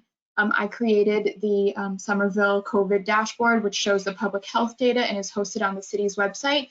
And I have put together created a Somerville Public Schools COVID-19 dashboard in response to the different metrics coming out of the variety of groups discussing reopening. So this dashboard can be found on the School Information 2021 page. You can also get there by going to the Back to School page on the Somerville Public Schools website. This is the link here. I would suggest that you always go and find this link. The back-end Tableau link will change with updated dashboard versions, but this link will always direct you to the most recent version. Here we have the Somerville Public Schools COVID-19 dashboard. I'm just going to go through it quickly. There are a lot of metrics here, but we start with an explanation of the science and medical experts identifying their metrics to help us determine whether it's safe to reopen schools. There are many indicators listed that cannot yet be added to the dashboard because they rely on data collected once the schools are returned to in-person learning, or because our pipelines are still in development. Right now, the dashboard uses the Massachusetts Department of Public Health data as its only source of data while we await those other indicators. The dashboard is updated on Thursdays and was last updated on February 4th. We start with our first section here of community metrics. We show new cases by day, also known as average daily incidence, rate per 100,000. Somerville right now has an average daily incidence of 33. And on this graph, we can see Middlesex County, Suffolk County, and the state, in addition to the Somerville line here in blue. And we can see the way that the trends have changed since, sorry, the dashboard is refreshing itself right now, since August, when we first launched this dashboard with fewer metrics than it has right now. Next, we go through percent positivity. Here we have percent positivity, including university surveillance testing, also referred to on the Massachusetts state website as higher ed. We have a 1.59% positivity according to the MDPH when we include things like Tufts testing. Here we can see the two counties, Middlesex and Suffolk, as well as the state and the trends since August. Here we have the state percent positivity without university surveillance testing. So as of February 4th, the state had a percent positivity of 5.2 when you did not include university surveillance testing programs. Below that, we're hoping to add Somerville percent positivity without university surveillance testing. It's currently in development. Here we have the Somerville daily new cases and 14-day moving average. These blue bars are the confirmed cases per day within Somerville, and the orange bars are the probable cases per day. Confirmed cases are molecular tests done using nasal swab, whereas probable are antigen tests done using a mouth swab. We have for the lines here, this is the 14-day moving average of confirmed cases, as well as the 14-day moving average of probable cases in orange. So we can see here that if we look to the left of the red line where our data is more accurate, we have a 14-day moving average of around 27 new cases per day in the city right now. We have some testing information from the MDPH. This is showing Middlesex, Suffolk, and Somerville, and these are the total tests done in the last 14 days. You can also add the state information here. The dashboard is interactive and allows you to filter and filter by date in some places and filter by location in other places. So Somerville, as of February 4th, had 26,286 tests completed in the prior 14 days. Similarly, we have case counts from the MDPH showing that Somerville had, as of February 4th, 350 cases in the last 14 days. Here we're showing the Somerville Public School District metrics. We begin with the ASHRAE risk scores for school buildings. This shows a listing of the existing risk scores that were determined in the first assessment of the buildings, as well as the potential risk scores that the buildings could achieve after the enhancements are made. There is a description of the ASHRAE risk score process and when the buildings were assessed, and then we have a little explanation of why we're looking at ASHRAE risk scores. Below that, we will have percent of staff available to support in-person learning, percent of classrooms returned to remote learning, percent of schools reporting high compliance with mask wearing guidelines, percent of schools reporting high compliance with physical distancing requirements, percent of schools reporting high compliance with hand hygiene and respiratory etiquette, percent of schools in compliance with school cleaning and disinfection protocols, percent of tests returned within 24 hours, new cases within the SPS testing program, percent positivity within the SPS testing program, percent of close contacts reached within 48 hours, percent of close community contacts completing an individualized testing plan, percent of household contacts completing an individualized testing plan, and then we move to the contact tracing metrics coming from the contact tracing team, such as cumulative cases where in-school transmission cannot be excluded and new cases where in-school transmission cannot be excluded. Everything you see here is currently in development, and we are working on getting this data up and live, be it establishing the pipelines or putting those in place for when schools do reopen. So this will be changing as we receive new data. I'm happy to take any questions.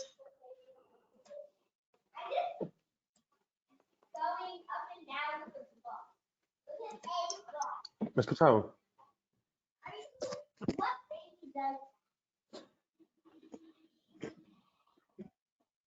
Thank you, Chair Green, through you to Ms. Noonan. First of all, thank you for being here and sharing this dashboard. I've spent a good deal of time on this dashboard in the last few weeks. And one of the questions I had was, when are the updates made to the cases per 100,000 and who does them? Yes, the updates are made on Thursday night. The MDPH releases data at 5 p.m. every Thursday, and I wait for that data and I update it Thursday night after 5 p.m. Thank you. Okay, and so it's right now, it's something that has to be manually done. It's not an automatic feed.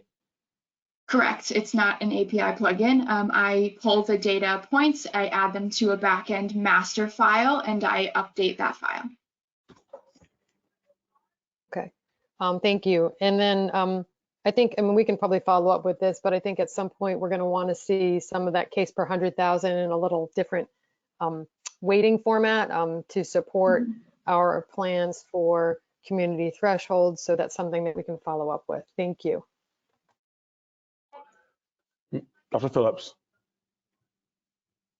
Thank you. Through you, Chair, to Ms. Noonan, I just want to thank you for all your hard work on this.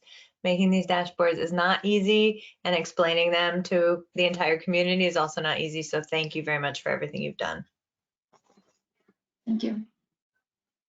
Happy to help. Hearing no other. Oh, Ms. Barish. Sorry, I was late on the trigger there.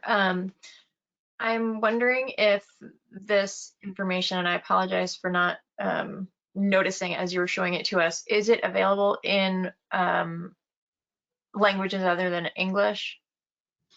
Not currently. We have begun that discussion, and I have looked into the different ways that we can either have it translated or the different whether it will work with Google Translate. I'm currently researching all of that with the intention of getting it up in other languages. Thank you.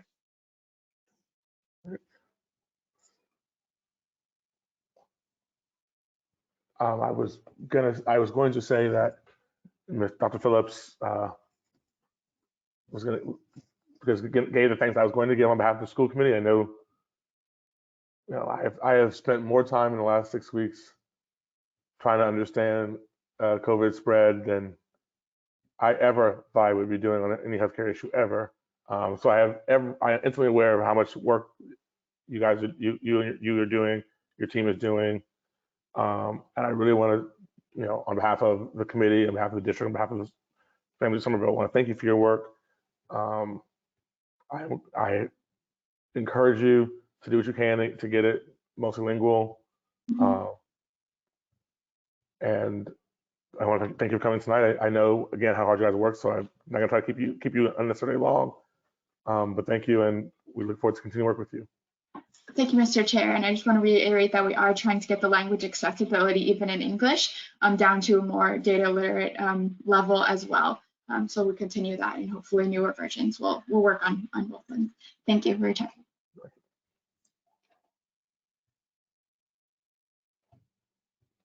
Superintendent Skipper. Yes, so thank you, Brianna, again. So I'll just conclude by saying I know that there's a number of questions about summer school.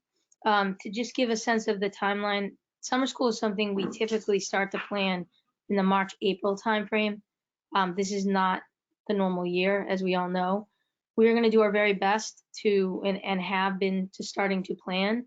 We're looking at everything from staffing to how to be able to utilize other kinds of community partners, to be able to put some sort of comprehensive academic component into the recreational, social, emotional component for the students so that they get sort of a real blended experience. This is something we are very excited to do. We will have buildings back. And so we're really looking forward to building a summer program that that'll be accessible to all students. So there will be more information to come on that. It is just that it is going to take us a little bit of time to get some of those details together, particularly in ensuring that we can hire the staff necessary to run it in terms of availability. And then as the buildings firm up, knowing the locations, making sure that everything is accessible over the summer to us. There's no other kinds of plans that'll be happening with the building. So I will try to update at each of the school committee meetings just so that you are aware, so that the parents are aware of the types of planning that we'll be undertaking. I think very similarly to next year, I think we'll have some conversation about how to give better assurance to the community of our full intent to be able to have in person 5-day next year. So there'll be a bit more information coming out over the next several weeks from us. Thank you for that. Ms. Patel.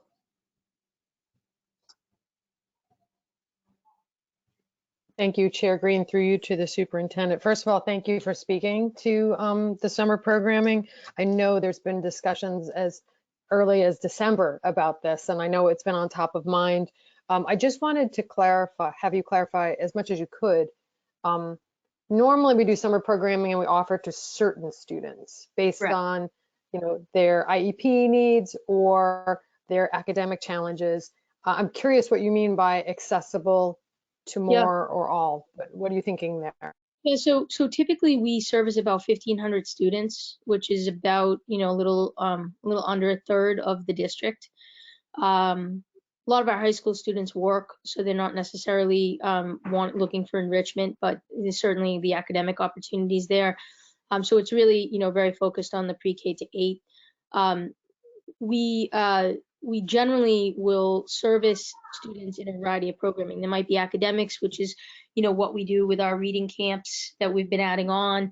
Certainly our normal summer scholars program, the pre-K and the kindergartners have, their early childhood types of camps.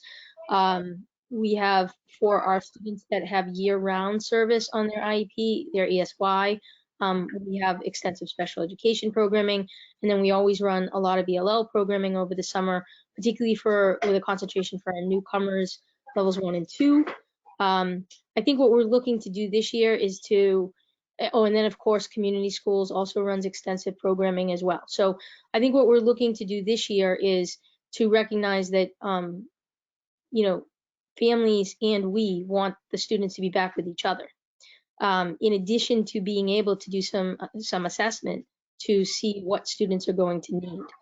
So we're going to likely be running programming where we'll be potentially doing like a community schools along with some academic programming together, or rec together with academic programming, or reaching out to other kinds of partners like YMCA and academic programming, so that it gives a fuller day experience to the students.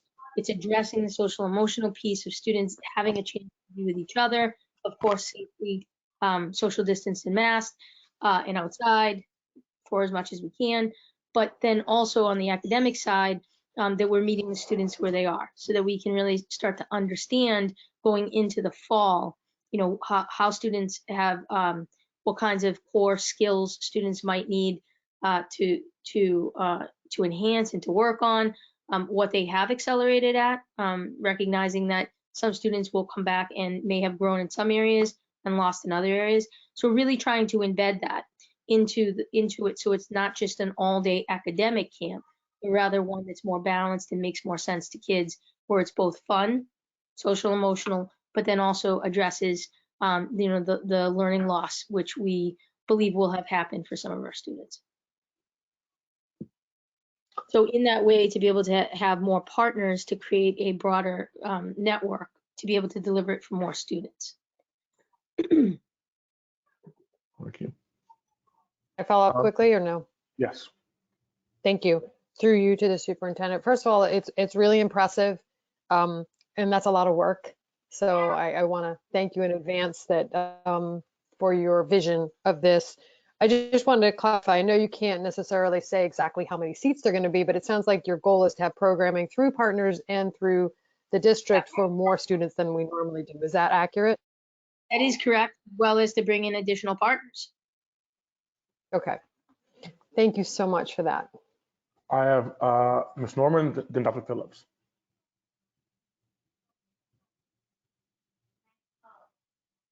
Shoot. Ms. Norman? I know, I was not quick on the draw there. I just also wanted to share through the chair with the public, not only is the Somerville Public Schools looking to do more extensive programming this summer, but also the Somerville Children's Cabinet, which is a collaboration between the schools, the cities, and our community partners. This summer and extended learning is also on our next agenda.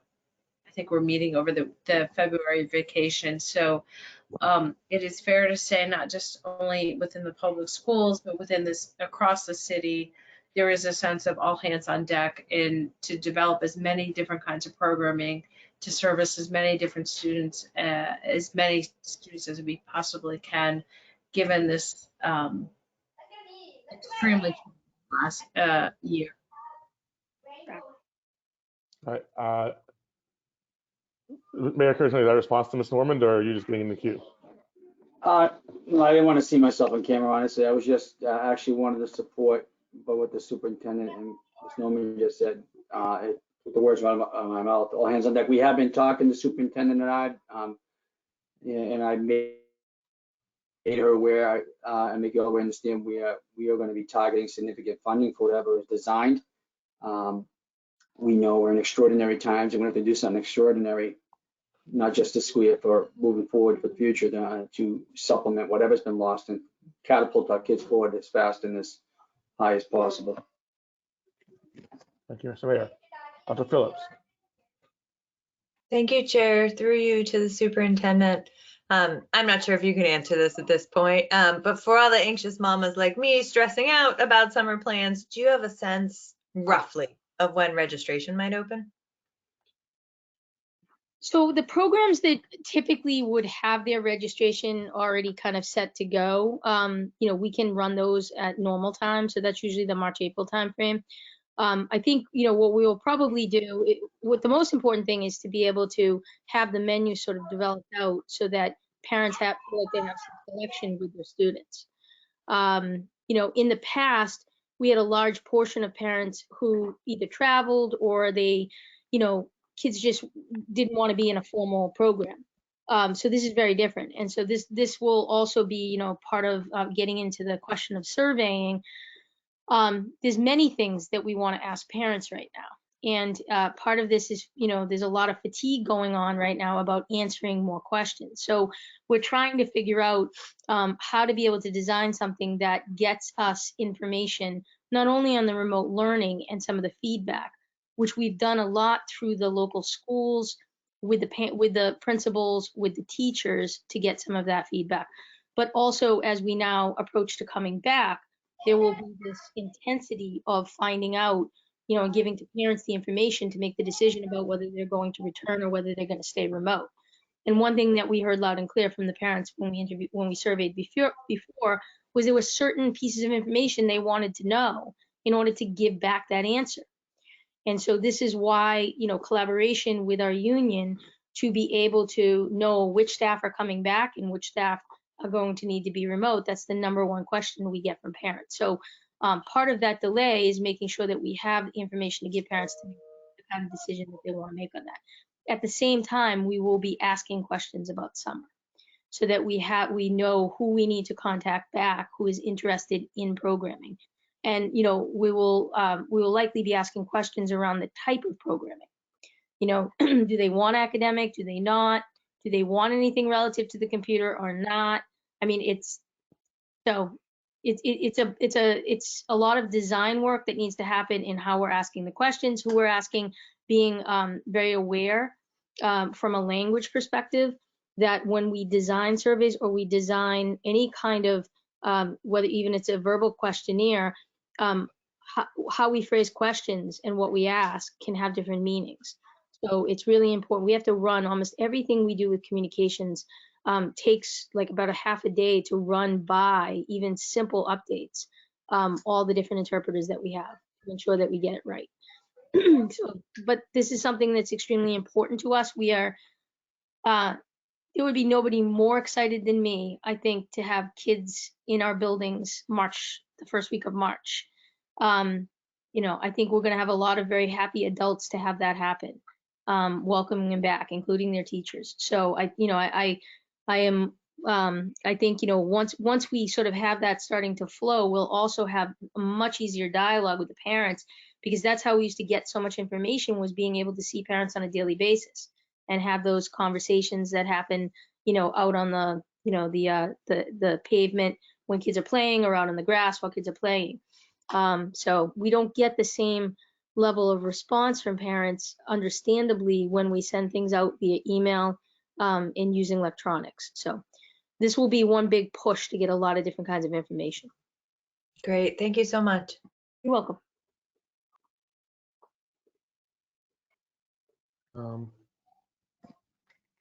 Superintendent, do you have more to report? That is all, Mr. Chair. Thank you. I just want to be clear for members and the public that we will not be voting the school calendar this meeting. My hope is that members can go and especially speak to the Jewish members of our community and test out Mazza's recommendation, and we can vote on it at our next meeting. Ms. Barish, you have a question or comment? Thank you. I guess through you to Superintendent Skipper. I think, sorry, I'm trying to figure out how I want to ask this question. The amount of work that you and your team have done already is just mind-boggling to me. And hearing what you're saying about summer planning and the surveying that you need to do, it's just a ton of work. I'm just wondering if there are any supports that you need from us as a school committee, from the city. Are there ways in which we can help you get the resources that you need to make all of this happen? So thank you, through you, Mr. Chair. So, I think as the mayor indicated, he and the city are willing to support in whatever ways they need for us to be able to run the kind of comprehensive summer programming we're looking to run. We will likely be hiring in a position not only to undertake the overall summer planning and coordination, because it needs to be done ASAP, while we're at the same time, the same team is trying to reopen the district. But we will also need that position for next year, because our intent is to also look at the after-school programming, and very similarly to look at which kinds of after-school programming are running, and then to be able to add academic components to that as one of the means to be able to get additional supports to students. This would also mean bringing in additional partners. So as you know, over the years, we've brought in Breakthrough, and we've brought in Citizen Schools, and we've brought in En Route in the Calculus Project and the Debate League. And all of those are wonderful entities, and all of those we can use the infrastructure to be able to deliver some additional academic supports. So we also want to expand for next year, thinking ahead what we're going to need to do for our students to make sure that we have that. So that will require somebody to be able to help work as part of our team and work with the city, because of course we will still have the need to test. And that in and of itself is an incredible lift. So yeah, so we'll be hiring that in. But I thank you. I'll be bringing to school committee, what we think we're going to need in terms of resources to do this. Thank you, Superintendent Skipper.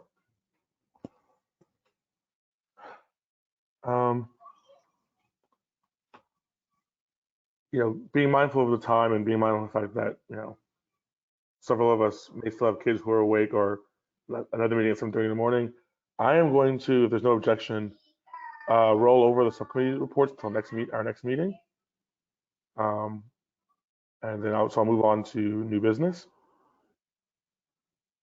And I'll entertain a motion to accept the grant.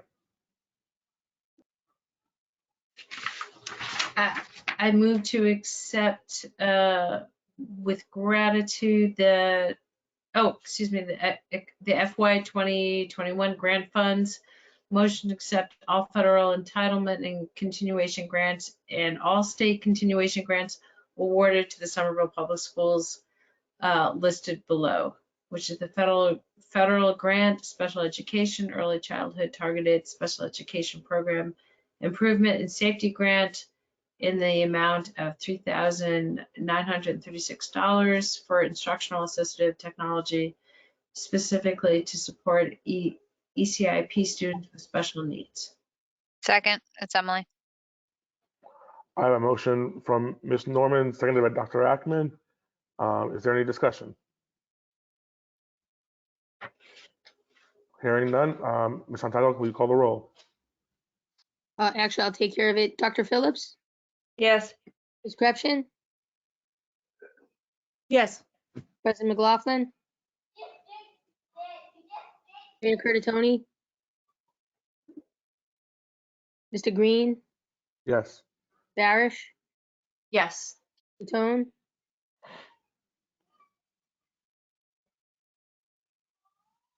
Ms. Patone. I heard a noise. Yes. Okay, Dr. Sorry. Ackman, Yes. Dr. Ackman, Yes. and Ms. Norman. Yes. Motion carries. Thank you, Ms. Skipper. With that, are there any items from board members? No.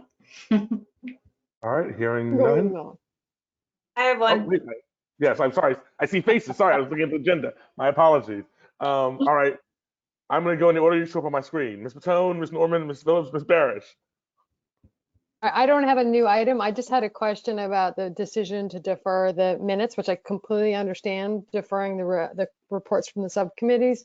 But I just wanted to confirm that timing, there is potentially going to be a group that's representing a proposed change in the NITOS program. And I wanted to make sure that we at least heard the minutes from the last meeting and the report before that group came in.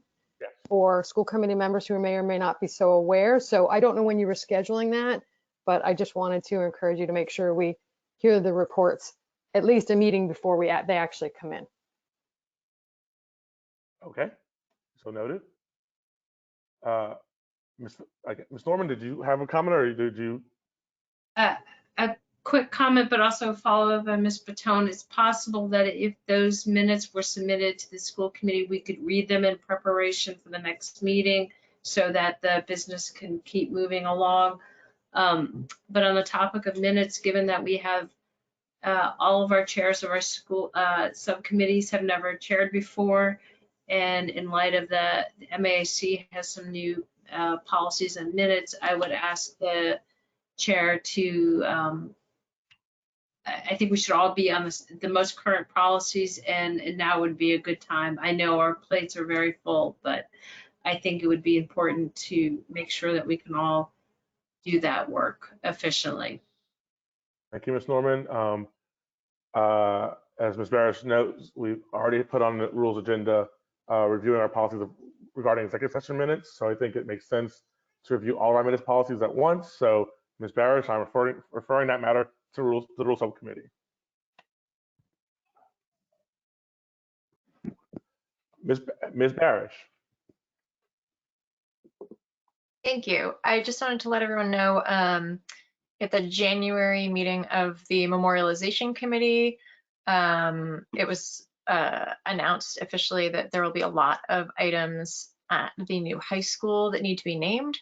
If anyone either on the committee or from the public has ideas of people who should be honored in this way, folks can email that to me or to the committee at memorial at somervillema.gov. Additionally, I'm on the wellness committee, and I just wanted to let folks know that the wellness committee at the last meeting was carrying out the WellSat 3.0, which is a tool for assessing our wellness policy.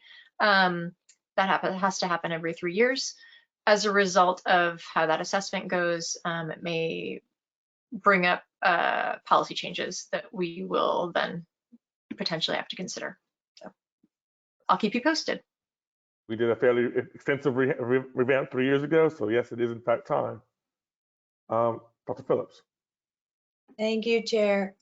Stop me if this is out of order, but I am really excited that we're going to get some kids in person at the high school very soon. And with that in mind, I would like to move that any child learning in person at the high school this year can officially say they attend Somerville High and call themselves a Highlander? So I don't know the actual procedure is to deal with that. So I will table it till next meeting while we figure out actually how we would go about doing that. Fair enough. But I appreciate people refinding the joy in this work.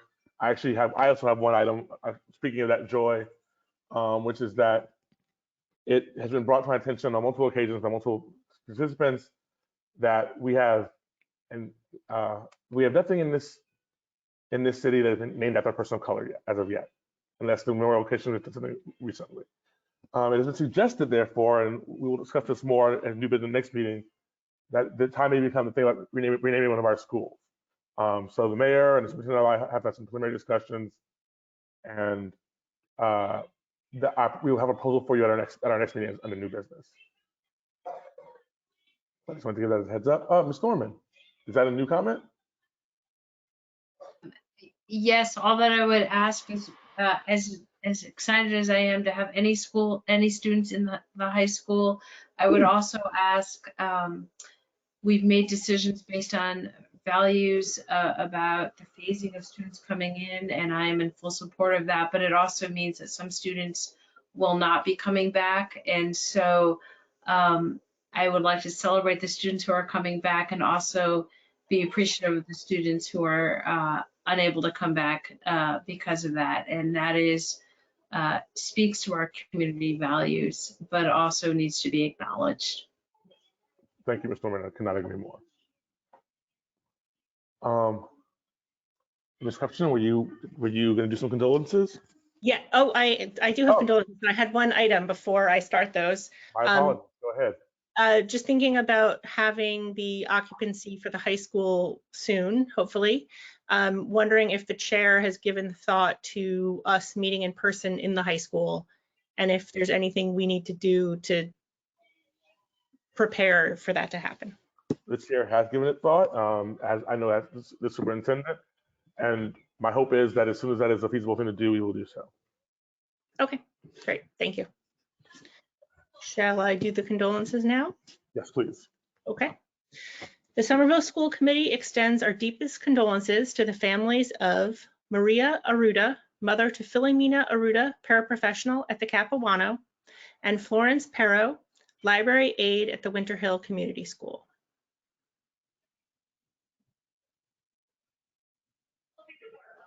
Thank you. We are adjourned.